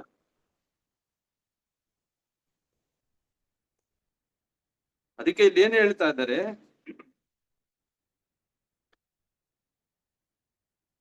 ಜೀವಿಯು ಅಸ್ತಿತ್ವದ ಧಾರಣ ಪ್ರಕ್ರಿಯೆ ಅಂದ್ರೆ ಅವನ ಕಾರ್ಯ ಚಟುವಟಿಕೆಗಳನ್ನು ಪುರುಷೋತ್ತಮನಾದ ಕೃಷ್ಣನೊಂದಿಗಿರುವ ಶಾಶ್ವತ ಸಂಬಂಧದೊಡನೆ ಸಂಯೋಜಿಸುವುದೇ ಆಗಿದೆ. ಅದಕ್ಕೆ ಭಗವಂತನನ್ನ ಇಲ್ಲಿ ಏನಂತ ಕರೀತಾ ಇದ್ದಾರೆ ಪ್ರಭುಪಾದರು, ಪುರುಷೋತ್ತಮ, ಎಲ್ಲರಿಗಿನ್ನ ಅತ್ಯಂತ ಉತ್ಕೃಷ್ಟ ಆಗಿರೋನು, ಅಧೋಕ್ಷಜ ಅವನು, ಅದಕ್ಕೆ ಅವನು ಪುರುಷೋತ್ತಮ. ಅಂತ ಪುರುಷೋತ್ತಮನ ಜೊತೆ ನಮ್ ಸಂಬಂಧ ಇದೆ, ಅವನ ಜೊತೆ ನಮ್ ಸಂಬಂಧನೂ ಇದೆ, ಮತ್ತೆ ಅವ್ರ ಜೊತೆ ನಮ್ಮ ಸೇವೆನೂ ಕೂಡ ಇದೆ. ಅದೇ ನಮ್ಮ ಸಹಜವಾಗಿರೋದು ಸ್ವರೂಪ. ಅದಕ್ಕೆ ಚೈತನ್ಯ ಮಹಾಪ್ರಭು ಏನ್ ಹೇಳಿದ್ರು, ಜೀವೇರ ಸ್ವರೂಪೇರ್ ನಿತ್ಯೇರ ಕೃಷ್ಣದಾಸ. ಅದಕ್ಕೆ ಪ್ರಭುಪಾದರು ಉದಾಹರಣೆ ಕೊಡ್ತಾರೆ ನೋಡಿ, ನಾವ್ ಯಾರಿಗಾದ್ರೂ ಒಬ್ಬರಿಗೆ ಸೇವೆ ಸಲ್ಲಿಸ್ಲೇಬೇಕು. ಸೇವೆ ಮಾಡಿದಿರ ನಾವು ಸುಮ್ನೆ ಇರಕ್ಕಾಗಲ್ಲ. ತಂದೆ ತಾಯಿ ಆಗಿರೋರು ಮಕ್ಕಳಿಗೆ ಸೇವೆ ಮಾಡ್ಬೇಕು. ಮಕ್ಕಳು ಸ್ಕೂಲ್ಗೋ ಕಾಲೇಜ್ಗೋ ಕೆಲ್ಸಕ್ಕೆ ಹೋದ್ರೆ ಅಲ್ಲಿ ಅವ್ರಿಗೆ ಸೇವೆ ಸಲ್ಲಿಸ್ಬೇಕು ಅಲ್ವಾ. ಇವಾಗ ನಮ್ಮ ಮಕ್ಕಳು ಯಾವ್ದೋ ಕೆಲ್ಸಕ್ಕೆ ಹೋಗಿದ್ದಾರೆ, ಹಗಲು ರಾತ್ರಿ ಅದ್ರ ಬಗ್ಗೆ ಯೋಚನೆ ಮಾಡ್ತಾರೆ. ಯಾಕೆ? ಅವ್ರಿಗೆ ಸೇವೆ ಮಾಡೋವಂತ ಪ್ರಜ್ಞೆ ಅದು, ಹೌದಲ್ವಾ? ಇವತ್ತಂತೂ ನಮ್ಗೆಲ್ರಿಗೆ ಗೊತ್ತಿದೆ, ಇಂಜಿನಿಯರ್ ಆಗ್ಬಿಟ್ರೆ ಮುಗ್ದೋಯ್ತು. ಆಗ ರಾತ್ರಿ ಎಲ್ಲ ಕೆಲ್ಸಗಳೇ. ಒಂದಷ್ಟು ಸಂಪಾದನೆ ಮಾಡೋದಿಕ್ಕೆ, ಒಂದಷ್ಟು ಜೀವನ ನಡೆಸೋದಿಕ್ಕೆ ರಾತ್ರಿ ಎಲ್ಲ ಕುತ್ಕೊಂಡು ಕೆಲ್ಸಗಳನ್ನ ಮಾಡ್ತಾ ಇರ್ತೀವಿ, ಸೇವೆನ ಸಲ್ಲಿಸ್ತಾ ಇರ್ತೀವಿ. ದೇಶದ ಪ್ರಧಾನಿ ನಾನು ದೇಶಕ್ಕೆ ಸೇವೆ ಸಲ್ಲಿಸ್ತೀನಿ ಅಂತ ಅವರು ಹೇಳ್ತಾರೆ. ಸೇವೆ ಮಾಡಿಲ್ಲ ಅಂದ್ರೆ ಅವ್ರನ್ನ ಇಳಿಸ್ಬಿಡ್ತೀವಿ ನಾವು ಕೆಳಗಡೆ. ಅದಕ್ಕೆ ಪ್ರಭುಪಾದರು ಇನ್ನೊಂದು ಉದಾಹರಣೆ ಇಡ್ತಾರೆ. ಮಕ್ಕಳಿಲ್ಲ ಅಂದ್ರೆ ಮನೆಯಲ್ಲಿ ಏನ್ ಮಾಡ್ತೀವಿ ನಾವು? ಬೆಕ್ಕನೋ ನಾಯಿನೋ ಸಾಕಿ ಅದಕ್ಕೆ ಪ್ರತಿದಿನ ಏನ್ ಮಾಡ್ತಾ ಇರ್ತೀವಿ? ಸೇವೆನ ಮಾಡ್ತಾ ಇರ್ತೀವಿ. ಅದಕ್ಕೆ ಊಟ ಹಾಕೋದೇನು, ಅದಕ್ಕೆ ಸ್ನಾನ ಮಾಡ್ಸೋದೇನು, ಅದಕ್ಕೆ ಹೊರಗಡೆ ಕರ್ಕೊಂಡು ಹೋಗೋದೇನು, ಇದೆಲ್ಲಾನು ಕೂಡ ನಾವ್ ಅನ್ಕೊಂಡಿದೀವಿ ಇದು ನಾನು ಇದಕ್ಕೆ ಒಡೆಯಾಗಿದ್ದೀನಿ, ನಂದು ನಾಯಿ ಇದು, ನಾನೇ ಇದಕ್ಕೆ ಯಜಮಾನ. ಆದ್ರೆ ಯಜಮಾನನ ನಾವು ಸೇವಕರ? ಯಾರು ಯಜಮಾನ ಇಲ್ಲಿ? ನಾಯ ನಾವ? ನಾಯಿನೇ ಯಜಮಾನ. ನಾವು ಅವ್ರಿಗೆ ಏನ್ ಮಾಡಿದ್ದೀವಿ? ಸೇವೆ ಸಲ್ಲಿಸ್ತಾ ಇದ್ದೀವಿ. ಆದ್ರೆ ಈ ತರ ಇವ್ರಿಗೆಲ್ರಿಗೆ ಸೇವೆ ಸಲ್ಲಿಸ್ತಾ ಇರೋದ್ರಿಂದ ಏನು ಪ್ರಯೋಜನ ಇಲ್ಲ. ನಾಯಿಗೆ ನೀವ್ ಎಷ್ಟಾದ್ರೂ ಸೇವೆ ಮಾಡಿ ಅದಕ್ಕೇನಾದ್ರೂ ಗೊತ್ತಾಗತ್ತಾ? ಬಾಲ ಅಲ್ಲಾಡ್ಸತ್ತೆ, ಅದಕ್ಕೆ ಗೊತ್ತು ನೀವು ನಮ್ಮೋರು ಅಂತ ಅಷ್ಟೇ. ಆದ್ರೆ ಏನು ಮಾಡಕ್ಕಾಗಲ್ಲ, ಅದನ್ನು ಮಾಡಕ್ಕಾಗಲ್ಲ, ಅದಕ್ಕೂ ಪ್ರಯೋಜನ ಇಲ್ಲ. ಇದು ತೃಪ್ತಿ ಬರಲ್ಲ ಅಲ್ಲಿ. ಸರಿ, ಎಷ್ಟೇ ಪ್ರೀತಿ ಮಾಡಿ ಸೇವೆ ಮಾಡಿದ್ರೇನು ಕೂಡ ಇವತ್ತೋ ನಾಳೆನೋ ಆ ನಾಯಿ ಇಲ್ಲ ನಮ್ ಜೊತೆಲಿ ಇರೋರು ಯಾರಾದ್ರೂ ನಮ್ಮಿಂದ ದೂರ ಆಗೇ ಆಗ್ಬಿಡ್ತಾರೆ. ಪ್ರೀತಿ ನಿರಂತರವಾಗಿರಲ್ಲ, ನಿತ್ಯವಾಗಿರೋದಿಲ್ಲ. ಇದು ಪರಿಸ್ಥಿತಿ ಇದೆ. ಆದ್ರೆ ಇಲ್ಲಿ ಅದಕ್ಕಾಗಿ ನಾವು ಯಾರಿಗೆ ಸೇವೆ ಸಲ್ಲಿಸ್ಬೇಕಂದ್ರೆ ಪುರುಷೋತ್ತಮ, ಎಲ್ಲರಿಗಿನ್ನ ಉತ್ತಮ ಆಗಿದಾನಲ್ವಾ, ಅವನನ್ನ ಸೇವೆಯಲ್ಲಿ ತೊಡಗ್ಬೇಕಾಗಿರೋದು ನಮ್ದು ಕರ್ತವ್ಯ. ಅದು ಸಹಜವಾಗೂ ಇದೆ, ನಮ್ ಭಾವನೆಯಲ್ಲಿ ಅದು ಸಹಜವಾಗಿದೆ. ಇವಾಗ ಯಾರಿಗಾದ್ರೂ ನಿಮ್ ಮನೆಗೆ ಪ್ರಧಾನ ಮಂತ್ರಿಗಳು ಬರ್ತಾರೆ ಅಂದ್ರೆ ಬೇಡ ಅಂತೀರಾ? ಏನ್ ಹೇಳ್ತೀವಿ? ಉತ್ಸಾಹ, ಎಲ್ಲಾರ್ಗು ಹೇಳ್ಕೊಂಡ್ ಬರ್ತೀವೋ ನಮ್ ಮನೆಗೆ ಪ್ರಧಾನ ಮಂತ್ರಿಗಳು ಬರ್ತಾ ಇದಾರೆ. ಕರೆಕ್ಟ್ ಅಲ್ವಾ? ಆದ್ರೆ ಅನಂತ ಕೋಟಿ ಬ್ರಹ್ಮಾಂಡಗಳ ಒಡೆಯಾಗಿರೋ ಅಂತ ಭಗವಂತ ದೇವೋತ್ತಮ ಪರಮ ಪುರುಷ, ನಾನ್ ನಿಮ್ ಮನೆಗ್ ಬರ್ತೀನಿ, ಪತ್ರಂ ಪುಷ್ಪಂ ಫಲಂ ತೋಯಂ ಯೋಮೇ ಭಕ್ತ ಪ್ರಯಚ್ಛತಿ, ಭಕ್ತಿಯಿಂದ ನೀವು ನನ್ಗೆ ಸೇವೆ ಸಲ್ಲಿಸಿ ಅಂತ ಬರೀ ಪ್ರಧಾನ ಮಂತ್ರಿ ಅಲ್ಲ, ಅನಂತ ಕೋಟಿ ಬ್ರಹ್ಮಾಂಡಗಳಿಗೆ ಒಡೆಯಾಗಿದ್ದಾನೆ ಭಗವಂತ. ಅವ್ರು ನಮ್ಗೆ ಸೇವೆ ಸಲ್ಲಿಸೋದಿಕ್ಕೆ ಒಂದು ಅವಕಾಶ ಕೊಡ್ತಾ ಇದ್ದಾರೆ. ಈ ಅವಕಾಶನೇ ಜೀವ ಸ್ವರೂಪದಲ್ಲೂ ಅದೇ ಇದೆ. ನಾವ್ ಯಾರಿಗಾದ್ರೂ ಅತ್ಯಂತ ಉತ್ಕೃಷ್ಟ ಆಗಿರೋ ವ್ಯಕ್ತಿಗಳ ಜೊತೆ ಇರ್ಬೇಕು ಅನ್ನೋದೇ ನಮ್ ಭಾವನೆ ಇದೆ. ಆದ್ರೆ ಎಲ್ಲದಕ್ಕಿಂತ ಉತ್ಕೃಷ್ಟ ಆಗಿರೋದು ಯಾರು? ದೇವೋತ್ತಮ ಪರಮ ಪುರುಷ ಕೃಷ್ಣ, ಪುರುಷೋತ್ತಮ. ಅವನ ಜೊತೆ ನಾವು ಸೇವೆ ಸಲ್ಲಿಸ್ಬೇಕು. ಅದು ಸಹಜವಾಗಿಯೂ ಇದೆ, ಮತ್ತೆ ಅಷ್ಟೇ ಸಮಯದಲ್ಲಿ ಅತ್ಯಂತ ಭವ್ಯವಾಗಿದೆ. ಅದರಿಂದ ದಿವ್ಯಾನಂದ ಪ್ರಾಪ್ತಿಯ. ಒಬ್ರು ಪ್ರಧಾನ ಮಂತ್ರಿ ಬರ್ತಾರೆ ಅಂದ್ರೇನೆ ನಾವ್ ಎಷ್ಟೊಂದು ಆನಂದ ಖುಷಿ ಪಡ್ತೀವಲ್ವಾ? ಅದರಲ್ಲಿ ಭಗವಂತನೇ ಬರ್ತಾರೆ ಅಂದ್ರೆ ಯಾಕೆ ಆನಂದ ಪಡಕ್ಕಾಗಲ್ಲ? ಆ ಅನುಭವ ನಮ್ಗೆ ಸಿಗ್ಬೇಕಷ್ಟೇ ಇವಾಗ. ಅದಕ್ಕೆ ಇಲ್ಲಿ ಪ್ರಭುಪಾದರು ಏನ್ ಹೇಳ್ತಾ ಇದ್ದಾರೆ? ಕೃಷ್ಣನು ಸಕಲ ಜೀವಿಗಳ ಆಧಾರ, ಅವನು ಚೇತನಗಳಲ್ಲೇ ಸರ್ವಾಕರ್ಷಕ ಚೇತನ ಸ್ವರೂಪ ಆಗಿದ್ದಾನೆ. ನಿಜವಾಗಲೂ ನಾವ್ ಯಾರನ್ನಾದ್ರೂ ನಿಜವಾದ ಆಕರ್ಷಣೆ ಯಾರಲ್ಲಿದೆ ಅಂದ್ರೆ ಅದು ಭಗವಂತನಲ್ಲೇ ಇರೋದು. ಅವ್ರು ಎಲ್ಲರನ್ನ ಆಕರ್ಷಣೆ ಮಾಡ್ತಾನೆ. ಸಾಮಾನ್ಯ ಆಗಿರೋದು ವ್ಯಕ್ತಿ. ಅದರಿಂದ ಹಾಗೆ ಶಾಶ್ವತ ರೂಪಗಳಲ್ಲೇ ಸರ್ವಾಕರ್ಷಕ ಶಾಶ್ವತ ರೂಪನಾಗಿದ್ದಾನೆ. ಅವನೇ ನಿಜವಾದ ಶಾಶ್ವತ, ಅವನೇ ಸಚ್ಚಿದಾನಂದ ಈಶ್ವರ ಪರಮ ಕೃಷ್ಣ ಸಚ್ಚಿದಾನಂದ ವಿಗ್ರಹ ಅನಾದಿರಾದಿರ್ ಗೋವಿಂದ ಸರ್ವ ಕಾರಣ. ಎಲ್ಲ ಕಾರಣಗಳಿಗೆ ಕಾರಣ ಆಗಿರೋನು ಅಂತ ಗೋವಿಂದನ ಸೇವೆಯಲ್ಲಿ ತೊಡಗ್ಬೇಕಾಗಿರೋದು ಜೀವ ಸ್ವರೂಪದ್ದು ಸಹಜವಾಗಿರೋದು ವಿಚಾರ. ಇದು ಅವನನ್ನೇ ಸೇವೆ ಮಾಡ್ಬೇಕು. ಅವರ ಸೇವೆಯಿಂದ ಮಾತ್ರನೇ ನಿಜವಾಗ್ಲೂ ಜೀವಾತ್ಮಗಳಿಗೆ ಏನಾಗುತ್ತೆ? ನೆಮ್ಮದಿ ಸಿಗತ್ತೆ. ಇಲ್ಲ ಅಂದ್ರೆ ಇಲ್ಲ. ಬೇರೆ ಯಾರದೇ ಸೇವೆ ಮಾಡಿದ್ರೇನು ನೆಮ್ಮದಿ ಬರಲ್ಲ. ಅದಕ್ಕೆ ಪ್ರಭುಪಾದರು ಏನ್ ಹೇಳ್ತಾರೆ? ಬರೀ ಸೇವೆ ಮಾಡ್ಬೇಕು ಅಂದಿದ ತಕ್ಷಣ ಏನಪ್ಪಾ ಅಂದ್ರೆ ನಮ್ ಕಡೆಯಿಂದ ಮಾತ್ರ ನಾವು ಅವ್ರಿಗೆ ಸೇವೆ ಸಲ್ಲಿಸ್ಬೇಕು, ಆ ಕಡೆಯಿಂದ ಏನು ವಿಚಾರ ಇಲ್ವಾ ಅಂದ್ರೆ ಇಲ್ಲ, ಖಂಡಿತವಾಗ್ಲೂ ಇದೆ. ಪ್ರಭುಪಾದ ಅದಕ್ಕೆ ಹೇಳ್ತಾರೆ, ಪ್ರತಿಯೊಬ್ಬರಿಗೂ ಜೀವಿಗೂ ಆಧ್ಯಾತ್ಮಿಕ ಅಸ್ತಿತ್ವದಲ್ಲಿ ತನ್ನ ಶಾಶ್ವತ ರೂಪ ಹೊಂದಿದ್ದಾನೆ. ಭಗವಂತನ ಜೊತೆ ಒಂದ್ ಶಾಶ್ವತ ಆಗಿರೋದು ಸಂಬಂಧ ಇದೆ ನಮ್ದೆಲ್ರದ್ದು.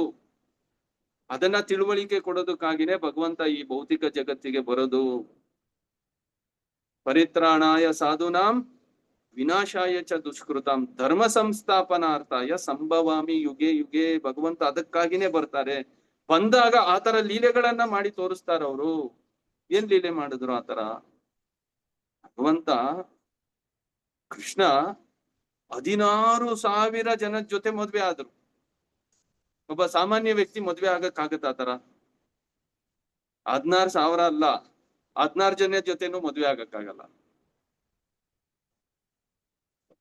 ಆದ್ರೆ ಭಗವಂತ ಬಂದಾಗ 16,000 ಜನ ಜೊತೆ ಮದ್ವೆ ಆದ್ರು. ಮತ್ತೆ ಪ್ರತಿಯೊಬ್ಬರ ಜೊತೆನೂ ಕೂಡ ಪ್ರತ್ಯೇಕವಾಗಿದ್ರು ಅವರು. ಎಲ್ಲರ ಜೊತೆ ಸಂಸಾರ ನಡೆಸುದು. ಅದೇ ತರ ಜೀವಾತ್ಮ ಆಗಿರೋರು ನಮಗೂ ಮತ್ತೆ ಭಗವಂತನಿಗೂ ಒಂದು ನಿಕಟ ಆಗಿರೋದು ಸಂಪರ್ಕ ಇದೆ, ಸಂಬಂಧ ಇದೆ. ಅದನ್ನೇ ಶ್ರೀಮದ್ ಬ್ರಹ್ಮ ಸಂಹಿತೆಯಲ್ಲಿ ಬ್ರಹ್ಮದೇವರು ಕೂಡ ಹೇಳ್ತಾರೆ, ಯದ್ ಭಾವ ಭಾವಿತ ದಿಯೋ ಮನುಜಸ್ತತೈವ ಸಂಪ್ರಾಪ್ಯ ರೂಪ ಮಹಿಮಾಸನ ಯಾನ ಭೂಷಃ. ಮಹಿಮಾ ಪ್ರತಿಯೊಬ್ಬರ ಜೊತೆ ಭಗವಂತನ ಜೊತೆ ಒಂದು ವಿಶೇಷ ಆಗಿರೋದು ಮಹಿಮೆ ಇದೆ, ಅದೇ ಸಂಬಂಧ ಇದೆ ಅಂತ ಹೇಳ್ತಾರೆ. ಅದನ್ನ ಪ್ರತಿ ಜೀವಿ ಜೊತೆ ಎಷ್ಟು ಅನಂತ ಕೋಟಿ ಜೀವಿಗಳಿದೆಯೋ ಅನಂತ ಕೋಟಿ ಜೀವಿಗಳ ಜೊತೆ ಭಗವಂತಂದು ಒಂದು ವಿಶೇಷ ಆಗಿರೋದು ಸಂಪರ್ಕ ಇದೆ, ಸಂಬಂಧ ಇದೆ. ಅದನ್ನ ಭೌತಿಕ ಜಗತ್ತಲ್ಲಿ ಒಂದು ವಿಸ್ತಾರದಲ್ಲಿ ಭಗವಂತನು ಕೂಡ ಅದನ್ನ ಪ್ರಕಟ ಮಾಡ್ತಾರೆ. ಯಾವ ವಿಸ್ತಾರದಲ್ಲಿ? ಪರಮಾತ್ಮ ಆಗಿ ಪ್ರತಿಯೊಬ್ಬ ಜೀವಿ ಜೊತೆ ಭಗವಂತ ಏನಾಗಿದ್ದಾರೆ? ಉಪದೃಷ್ಟ ಹನುಮಂತ ಚ. ಅವನು ಉಪದೃಷ್ಟನಾಗಿ ಮತ್ತೆ ಹನುಮಂತ ಅಂದ್ರೆ ಅನುಮತಿ ಕೊಡೋನಾಗಿ ಫಸ್ಟ್ ನಮ್ ಜೊತೆಲಿ ಇದ್ದಾರೆ. ಅದು ಬಿಟ್ಟು ವಿಶೇಷ ಆಗಿರೋದು ನಮ್ ಜೊತೆ ಭಗವಂತಂದು ಒಂದು ನಿಕಟ ಆಗಿರೋದು ಸಂಬಂಧ ಇದೆ. ಅದಕ್ಕೆ ಬ್ರಹ್ಮದೇವರು ಏನ್ ಹೇಳ್ತಾರೆ? ಸೂಕ್ತೇ ರೇಮೇವ ನಿಗಮ ಪುರ್ತಿತೈಸ್ತುವಂತಿ ಗೋವಿಂದ ಆದಿಪುರುಷಂ ತಮಹಂ ಭಜಾಮಿ. ಅಂತ ಭಗವಂತನ ಜೊತೆ ನಾನೇನ್ ಮಾಡ್ತಾ ಇದ್ದೀನಿ? ನಮಸ್ಕಾರ ಮಾಡ್ತೀನಿ. ಅದಕ್ಕೆ ಹೇಳ್ತಾರೆ ಸಂಪ್ರಾಪ್ಯ ರೂಪ, ಒಂದ್ ರೂಪ ಇದೆ, ಮಹಿಮೆ ಇದೆ, ಒಂದ್ ಸಂಬಂಧ ಇದೆ. ಅದ ಮಹಿಮಾಸನ ಒಂದು ಆಸನ ಇದೆ ನಮ್ಗೆ ಭಗವಂತನ ಜೊತೆ ಕುತ್ಕೊಳೋದಿಕ್ಕೆ. ಜೊತೆಯಲ್ಲಿ ಯಾನ ಇದೆ ಅಂತ ಹೇಳ್ತಾರೆ. ಯಾನ ಅಂದ್ರೇನು? ಪ್ರತಿಯೊಬ್ಬರಿಗೂ ಒಂದೊಂದು ಯಾನ ಅಂದ್ರೆ ಏರೋಪ್ಲೇನ್ ಇದೆ, ಪುಷ್ಪಕ ವಿಮಾನ ಇದೆ ಅಂತೆ ಭಗವಂತನ ಜೊತೆ ಇರೋದಿಕ್ಕೆ, ಅವನ್ ಸೇವೆ ಮಾಡೋದಿಕ್ಕೆ. ಭೂಷಃ ಒಂದು ಡ್ರೆಸ್ ಇದೆಯಂತೇನು ವಿಶೇಷ ಆಗಿರೋದು. ಇದು ಬ್ರಹ್ಮದೇವರು ಹೇಳ್ತಾರೆ. ಭೂಷಣ, ಒಡವೆಗಳು, ಮತ್ತೊಂದು ನಾವು ಮತ್ತೆ ಭಗವಂತಂದ ಒಂದು ನಿಕಟ. ಯಾವ ತರ ಇಲ್ಲಿ ರಾಣಿಯರು 16,000 ರಾಣಿಯರು ಭಗವಂತನ ಜೊತೆ ಮದ್ವೆ ಆಗಿ ಅವ್ರು ಯಾವ ತರ ಜೀವನ ನಡೆಸಿದ್ರು, ಅದನ್ನ ಒಂದು ಸಣ್ಣ ಪ್ರಮಾಣದಲ್ಲಿ ಭಗವಂತ ತೋರ್ಸೋದಕ್ಕಾಗಿ ಭಗವಂತ ಈ ಜಗತ್ತಲ್ಲಿ ಈ ತರ ಲೀಲೆಗಳನ್ನ ಮಾಡ್ತಾರಷ್ಟೇ. ಅದರಿಂದ ಅದಕ್ಕೆ ಪ್ರಭುಪಾದರು ಇಲ್ಲಿ ಏನ್ ಹೇಳ್ತಾರೆ? ಪ್ರತಿಯೊಬ್ಬ ಜೀವಿಗೂ ಆಧ್ಯಾತ್ಮಿಕ ಅಸ್ತಿತ್ವದಲ್ಲಿ ತನ್ನ ಶಾಶ್ವತ ರೂಪವನ್ನು ಹೊಂದಿದ್ದಾನೆ. ಶಾಶ್ವತ ಆಗಿರೋದು ಒಂದು ರೂಪ ಇದೆ ಅಲ್ಲಿ. ಇದೇನಿದ್ರೇನು ಕೂಡ ಭಗವದ್ಗೀತೆಯಲ್ಲಿ ಭಗವಂತ ಅದನ್ನೇ ಹೇಳ್ತಾ ಇರೋದು. ಇದೇನಿದ್ರೇನು ಕೂಡ ಈ ಭೌತಿಕ ದೇಹ ಒಂದು ಬಟ್ಟೆ ಇದ್ದಂಗಷ್ಟೇನೆ. ಅದು ಹಳೇದಾಗಿದ ತಕ್ಷಣ ಬಟ್ಟೆ ಬಿಸಾಕಿ ಹೊಸ ಬಟ್ಟೆ ಹಾಕೋತೀವಲ್ಲ, ಅದೇ ತರ ಆತ್ಮ ಏನ್ ಮಾಡುತ್ತೆ? ಈ ದೇಹದಿಂದ ಇನ್ನೊಂದು ದೇಹನ ಪ್ರವೇಶ ಮಾಡಿಬಿಡುತ್ತೆ.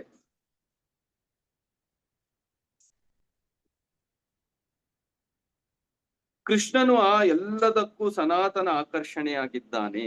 ಅದಕ್ಕೆ ಪ್ರತಿಯೊಬ್ಬರಿಗೂ ಸನಾತನವಾಗಿ. ಮತ್ತೆ ಭಗವದ್ಗೀತೆ ಮಮೈ ವಂಶೆ ಜೀವಲೋಕೆ ಜೀವಭೂತ ಸನಾತನ.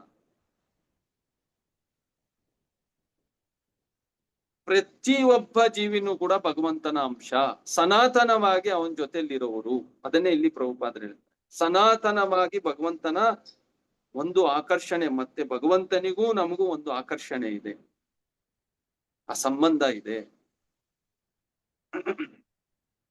ಅದು ಲೋಕೋತ್ತರವಾದದ್ದು ಆಗಿಯೇ ಐಕ ಅಸ್ತಿತ್ವದ ಅನುಭವಕ್ಕೆ ಪೂರ್ಣವಾಗಿ ಹೊರತಾದದ್ದು.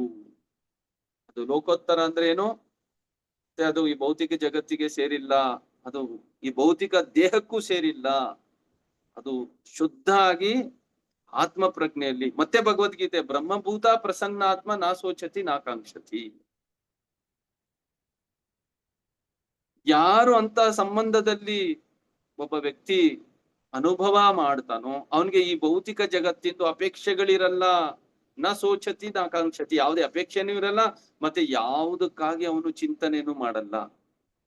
ನಮಗೆ ಭೌತಿಕ ಪ್ರಜ್ಞೆ ಇರೋದ್ರಿಂದ ನಾವು ಬರೀ ಚಿಂತನೆ ಮಾಡ್ತಾ ಇದೀವಿ, ನಾವು ಬರೀ ಚಿಂತನೆಯಲ್ಲೇ ಜೀವನ ನಡೆಸ್ತಾ ಇದೀವಿ, ಕಷ್ಟ ಅನುಭವ ಮಾಡ್ತಾ ಇದೀವಿ, ಚಿಂತೆ ಬಿಟ್ರೆ ಬೇರೆ ಏನು ಇಲ್ಲ.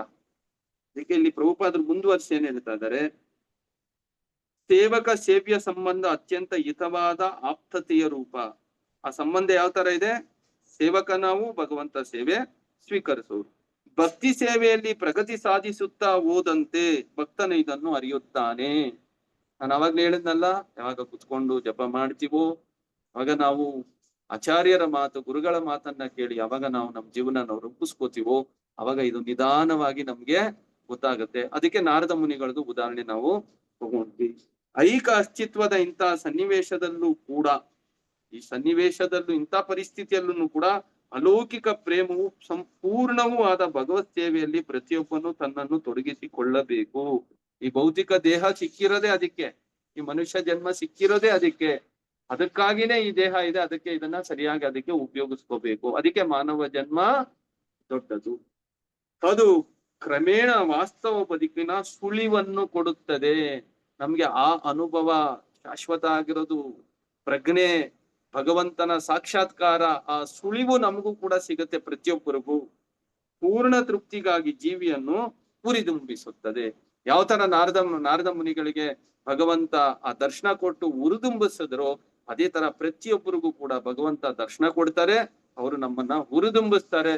ಮತ್ತೆ ನಾವ್ ಇಂಥ ಪ್ರಜ್ಞೆಯಲ್ಲಿ ಮುಂದುವರೆದಾಗ ಬ್ರಹ್ಮಭೂತ ಪ್ರಸನ್ನಾತ್ಮ ನ ಸೋಚತಿ ನ ಕಾಂಕ್ಷತಿ. ಅವನಿಗೆ ಯಾವುದೇ ತರ ಈ ಭೌತಿಕ ಜಗತ್ತಿನಲ್ಲಿ ಅಪೇಕ್ಷೆನೂ ಇರಲ್ಲ, ಅವನು ಯಾವುದಕ್ಕೂ ಕೂಡ ಚಿಂತನೆನೂ ಮಾಡಲ್ಲ. ಇದು ನಿಜವಾದ ಆಧ್ಯಾತ್ಮಿಕ ಪ್ರಜ್ಞೆ. ಇದನ್ನ ಕೃಷ್ಣ ಪ್ರಜ್ಞೆ ಅಂತ ಕರೀತಾರೆ.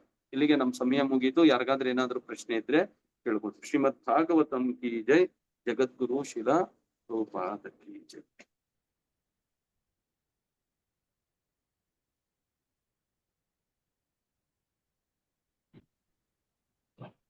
ಅರ್ಥ ಆಯ್ತಾ? ಏನಾದ್ರೂ ಪ್ರಶ್ನೆ ಇದೆಯಾ? ಹರೇ ಕೃಷ್ಣ ಪ್ರಭು. ಹರೇ ಕೃಷ್ಣ. ಉಪದೃಷ್ಟ ವರ್ಡದು ಸ್ವಲ್ಪ ಅರ್ಥ ಹೇಳ್ತೀರಾ? ಭಗವದ್ಗೀತೆಯಲ್ಲಿ ನಮ್ಗೆ ಇದು ಮಾತಾಜಿ ಯಾವ ಶ್ಲೋಕ? ಜಯಮತಿ ಮಾತಾಜಿ. ಉಪದೃಷ್ಟ ಅನ್ನೋ ಶ್ಲೋಕ ನಂಬರ್ ಗೊತ್ತಿಲ್ಲ ಪ್ರಭು. ಉಪದೃಷ್ಟ ಅಂದ್ರೆ ಭಗವಂತ ಸಾಕ್ಷಿಯಾಗಿ ಕುಳಿತಿದ್ದಾನೆ ಪರಮಾತ್ಮನ ರೂಪದಲ್ಲಿ ಅಂತ. ಯಾಕಂದ್ರೆ ಇದಕ್ಕೆ ಎಕ್ಸಾಂಪಲ್ ಅಂದ್ರೆ ನಾವು ಒಂದು ಕೆಟ್ಟ ಕೆಲಸ ಮಾಡೋಗೂ ಕೂಡ ಅವನ ಮನಸ್ಸಿನಲ್ಲಿ ಬರುತ್ತೆ, ಇದು ತಪ್ಪು, ಮಾಡ್ಬಾರ್ದು ಅನ್ನೋದು. ಆ ರೀತಿ ಅಪ್ಪಣೆ ಕೊಡುವವನಾಗ್ತಾನೆ, ಮತ್ತೆ ಅವನ್ಗೆ ಸಾಕ್ಷಿಯಾಗಿನೂ ಕೂಡ ಕೂತಿರ್ತಾನೆ ಭಗವಂತ. 13ನೇ ಅಧ್ಯಾಯ 23ನೇ ಶ್ಲೋಕ ಬರುವ 13ನೇ ಅಧ್ಯಾಯ 23. ಉಪದೃಷ್ಟ ಹನುಮಂಚಾಚ 13.23 ಪ್ರಭು ಶ್ಲೋಕ. ಅದ್ರ ಮೀನಿಂಗ್ ಸಾಕ್ಷಿಯಾಗಿ ಕುಳಿತಿರ್ತಾನೆ ಅಂತ ಪ್ರಭು. ಉಪದೃಷ್ಟ ಅಂದ್ರೆ ಸಾಕ್ಷಿಯಾಗಿರ್ತಾನೆ ಭಗವಂತ. ಸಾಕ್ಷಿ ರೂಪದಲ್ಲಿರೋದ್ರಿಂದಾನೇ ನಮ್ಗೆಲ್ರಿಗೆ ಗೊತ್ತು, ನಾವು ಕೆಲವೊಂದ್ಸಲಿ ತಪ್ಪು ಮಾಡಿದಾಗ ನನ್ ಮನಸ್ಸು ಯಾಕೋ ಹೋಗ್ತಾ ಇಲ್ಲ, ಮನಸ್ಸಲ್ಲಿ ಯಾಕೋ ಬೇಜಾರ್ ಅನ್ನಿಸ್ತಾ ಇದೆ. ಎಲ್ಲಿಂದ ಬಂತು ಇದು ವಿಚಾರ? ಮಾಡಿದ್ ನಾವೇ, ಆದ್ರೆ ಯಾಕೆ ಹಂಗ ಅನ್ನಿಸ್ಬೇಕು? ಅದನ್ನೇ ಭಗವಂತ ಉಪದೃಷ್ಟ ಹನುಮಂತ. ಅವನು ಉಪದೃಷ್ಟ ಆಗಿ ಸಾಕ್ಷಿ ರೂಪದಲ್ಲಿ ಇದ್ದಾನೆ. ಅವನು ನಮ್ಮನ್ನ ಎಚ್ಚರಿಸ್ತಾನೆ, ಇದನ್ ಮಾಡ್ಬೇಡ, ಇದು ಸರಿ ಇಲ್ಲ, ಈ ದಾರಿಯಲ್ಲಿ ಹೋಗಿ ಹೀಗ್ ಮಾಡಿ. ಹರೇ ಕೃಷ್ಣ ಪ್ರಭು. ಕರೆಕ್ಟ್. ಸರಿ ಪ್ರಭು. ಬೇರೆ ಯಾರಿಗಾದ್ರೂ ಏನಾದ್ರೂ ಪ್ರಶ್ನೆ ಇದೆಯಾ? ಹರೇ ಕೃಷ್ಣ ಪ್ರಭು. ಹಾ. ಈಗ ನಾಯಿನ ನಾರಾಯಣ ಅಂತ ಕರೀತಾರಲ್ಲ, ಕೆಲವು ಹೇಳ್ತಾರೆ, ಅದ್ ಹೇಗೆ? ಅದೇ ಅರ್ಥ ಆಗಿಲ್ಲ ಪ್ರಭು. ನಾಯಿನ ನಾರಾಯಣನ್ ರೂಪ ಅಂತ ಹೇಳ್ತಾರಲ್ಲ, ಹೇಗೆ ಅಂತ ಪ್ರಭು? ಯಾರೋ ತಪ್ಪಾಗಿ ಹೇಳಿದ್ದಾರೆ, ಅದೆಲ್ಲ ವಿಚಾರ ಜಾಸ್ತಿ ಮಾಡ್ಬಾರ್ದಂತ ಪ್ರಭುಪಾದ್ರು ಹೇಳ್ತಾರೆ. ನಾಯಿನ ನಾರಾಯಣಕ್ಕೆ ಹೇಳಿದ್ರು, ಅದಕ್ಕೆ ಕರೆಕ್ಟ್ ಮಾತಾಡಿ. ಕರೆಕ್ಟ್. ನಾವು ಭಗವಂತನನ್ನ ನಾಯಿಗೋ ಇಲ್ಲ ಮನುಷ್ಯರಿಗೋ ಆರೋಪನೆ ಮಾಡಬಾರ್ದು. ಅದೆಲ್ಲ ತಪ್ಪಾಗಿರೋದು ವಿಚಾರ. ಅದರಿಂದ ನಾವು ಆತರ ಏನು ಯೋಚನೆ ಮಾಡೋದು ಏನ್ ಬೇಕಾಗಿಲ್ಲ. ಪ್ರಭುಪಾದರು ಅದನ್ನ ಸ್ಪಷ್ಟವಾಗಿ ಅವ್ರ ಪುಸ್ತಕದಲ್ಲೇ ತಿಳುವಳಿಕೆ ಕೊಟ್ಟಿದ್ದಾರೆ. ಅದರಿಂದ ಭಗವಂತನ ಸೇವೆನೇ ಬೇರೆ, ನಾಯಿಗೆ ಮಾಡುವಂತ ಸೇವೆನೇ ಬೇರೆ. ನಾಯಿ ಸೇವೆ ಮಾಡೋದ್ರಿಂದ ನಾವು ಈ ಭೌತಿಕ ಜಗತ್ತಲ್ಲಿ ಮತ್ತಷ್ಟು ಕಷ್ಟದಲ್ಲಿ ಸಿಕ್ಕಾಕೋತೀವಿ. ಹಾಗಂತ ನಾಯಿಗೆ ನಾವು ಹೊಡಿಬೇಕು ಇಲ್ಲ ಅದನ್ನ ಬಿಟ್ಬಿಡ್ಬೇಕು ಅನ್ನೋದು ವಿಚಾರ ಅಲ್ಲ. ನಾವು ಅವ್ರಿಗೆ ಯಾವುದೇ ತರ ನಾವು ಹಿಂಸೆ ಮಾಡೋದು ಇನ್ನೊಂದ್ ಮಾಡೋದು ಮತ್ತೊಂದೇನು ಮಾಡೋ ಅಗತ್ಯ ಇಲ್ಲ. ನಾವು ಭಗವಂತನ ಸೇವೆಯಲ್ಲಿ ಮಾಡ್ಬೇಕು. ಭಗವಂತನ ಸೇವೆ ಹೆಂಗ್ ಮಾಡ್ಬೇಕು ಮತ್ತೆ ನಾಯಿಗೂ ಕೂಡ ನಾವ್ ಹೆಂಗ್ ನೋಡ್ಕೋಬೇಕು ಅನ್ನೋದು ಶಾಸ್ತ್ರ ಎರಡು ಕಡೆನೂ ನಮ್ಗೆ ತಿಳುವಳಿಕೆ ಕೊಟ್ಟಿದೆ. ಅಕಸ್ಮಾತ್ ನಿಮ್ ಮನೆಯಲ್ಲಿ ನಾಯಿ ಇದ್ರೆ ನೀವು ನಾಯಿ ಸೇವೆ ಮಾಡ್ತಾ ಇದ್ರೆ ಅದನ್ನ ಬಿಟ್ಬಿಡ್ಬೇಕು ಅಂತ ವಿಚಾರ ಎಲ್ಲೂ ಹೇಳಲಿಲ್ಲ ಇಲ್ಲಿ. ಆದ್ರೆ ಅದನ್ನ ನಾವು ಅದರ ದೃಷ್ಟಿಯಿಂದನೂ ನೋಡ್ಬೇಕೇ ಹೊರತು ಭಗವಂತನ ದೃಷ್ಟಿಯಿಂದ ಅದಕ್ಕೆ ಸೇವೆ ಸಲ್ಲಿಸ್ತಾ ಇದೀವಿ ಅಂತ ಯಾವತ್ತೂ ತಪ್ಪಾಗಿ ನಾವು ಮುಂದಕ್ಕೆ ಹೋಗ್ಬಾರ್ದಷ್ಟೇ. ಸರಿ ಪ್ರಭು. ಹರೇ ಕೃಷ್ಣ ಪ್ರಭು. ಹರೇ ಹೇಳ್ಬೋದಾ? ಕೃಷ್ಣ. ಹೇಳಿ ಮತ್ತೆ. ಅಂದ್ರೆ ಭಕ್ತರಾದವರು ಆ ನಾಯಿಯಲ್ಲಿ ಭಗವಂತನ ಒಂದು ಅಂಶ ಆತ್ಮ ಮತ್ತೆ ಪರಮಾತ್ಮನನ್ನ ನೋಡ್ತಾರೆ ಪ್ರಭು. ಹೌದು. ವಿದ್ಯಾ ವಿನಯ ಸಂಪನ್ನೆ ಬ್ರಾಹ್ಮಣೇ ಗವಿ ಅಸ್ತಿ ಸುನೀಚೈವ ಸ್ವಪಾಕೇಚ ಪಂಡಿತ ಸಮದರ್ಶಿನ. ಭಗವದ್ಗೀತೆಯಲ್ಲಿ ಭಗವಂತ ಹೇಳ್ತಾರೆ, ನಿಜವಾಗ್ಲೂ ತಿಳುವಳಿಕೆ ಇರೋನು ಅವನ್ ದೇಹನ ನೋಡಲ್ಲ, ಒಳಗಡೆ ಇರೋ ಆತ್ಮನ ಮತ್ತೆ ಪರಮಾತ್ಮನನ್ನ ನೋಡ್ತಾರೆ. ಮತ್ತೆ ಅವ್ರಿಗೆ ಭಗವಂತನ ತರ ಗೌರವ ಕೊಡ್ಬೇಕು ಅನ್ನೋದು ವಿಚಾರ ಅಲ್ಲ ಅಲ್ಲಿ. ಅದನ್ನ ನೋಡಿ ಅವ್ರಿಗೇನು ಆ ದೇಹಕ್ಕೆ ಏನ್ ಬೇಕೋ ಅದನ್ನ ನೋಡ್ಕೋತಾರೆ ಹೊರತು ಬೇರೆ ಇನ್ನೇನು ವಿಚಾರ ಇಟ್ಕೋಬಾರ್ದು ಅನ್ನೋದೇ ನಾವಿಲ್ಲಿ ಅರ್ಥ ಮಾಡ್ಕೋತೀವಿ. ಹರೇ ಕೃಷ್ಣ ಪ್ರಭು. ಅದೇ ಮಕ್ಕಳು, ಚಿಕ್ಕ ಮಕ್ಕಳು ನಾಯಿಗೆ ಕಾಲಲ್ಲಿ ಹೊಡೆದಾಗ ಹೇಳ್ತಾ ಇದ್ರು ತಂದೆ ತಾಯಿಗಳು, ದೊಡ್ಡವರು, ಕಾಲಲ್ಲಿ ಹೊಡಿಬಾರ್ದು, ಅದು ದೇವ್ರ ಸಮಾನ, ನಮಸ್ಕಾರ ಮಾಡ್ಕೊಳ್ಳಿ. ಎಲ್ಲರೂ ಅಷ್ಟೇ, ಯಾವ್ದನ್ನು ಅಷ್ಟೇ, ನಾಯಿನೂ ಅಂತಲ್ಲ, ಯಾರನ್ನಾದ್ರೂ ಆಗ್ಲಿ, ಒಂದ್ ಇರುವೆನೂ ಕೂಡ ನಾವು ಕಾಲಲ್ಲಿ ತುಳಿಯೋದೋ ಇನ್ನೊಂದು ಮತ್ತೊಂದು ಯಾವ್ದೇ ತರ ಮಾಡ್ಬಾರ್ದದು. ಯಾಕೆಂದ್ರೆ ಅದರಲ್ಲೂ ಕೂಡ ಜೀವಾತ್ಮ ಮತ್ತೆ ಪರಮಾತ್ಮ ಇಬ್ರು ಇದಾರೆ ಅಲ್ಲಿ.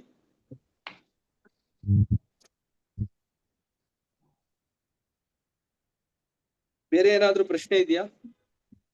ಹರೇ ಕೃಷ್ಣ ಪ್ರಭು. ಹೇಳಿ ಮೊನ್ನೆ ಮಾತಾಡಿ. ನಾನು ಮಾಡ್ಬಿಟ್ಟೆ, ತಪ್ಪು ಹೇಳ್ದೆ ನಾನು. ಯಾವ ಮಾತಾಜಿ, ನಿಮ್ ವಾಯ್ಸ್ ಸರಿಯಾಗಿ ಕೇಳಿಸ್ತಾ ಇಲ್ಲ. ನೀವು ವಿಡಿಯೋ ಆಫ್ ಮಾಡ್ಬಿಟ್ಟು ಮಾತಾಡಿ ನೋಡೋಣ.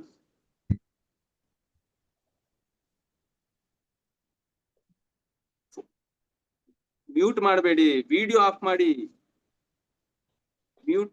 ಅನ್ಮ್ಯೂಟ್ ಮಾಡಿ ವಿಡಿಯೋ ಆಫ್ ಮಾಡ್ಬಿಟ್ಟು ಮಾತಾಡಿ ಇವಾಗ.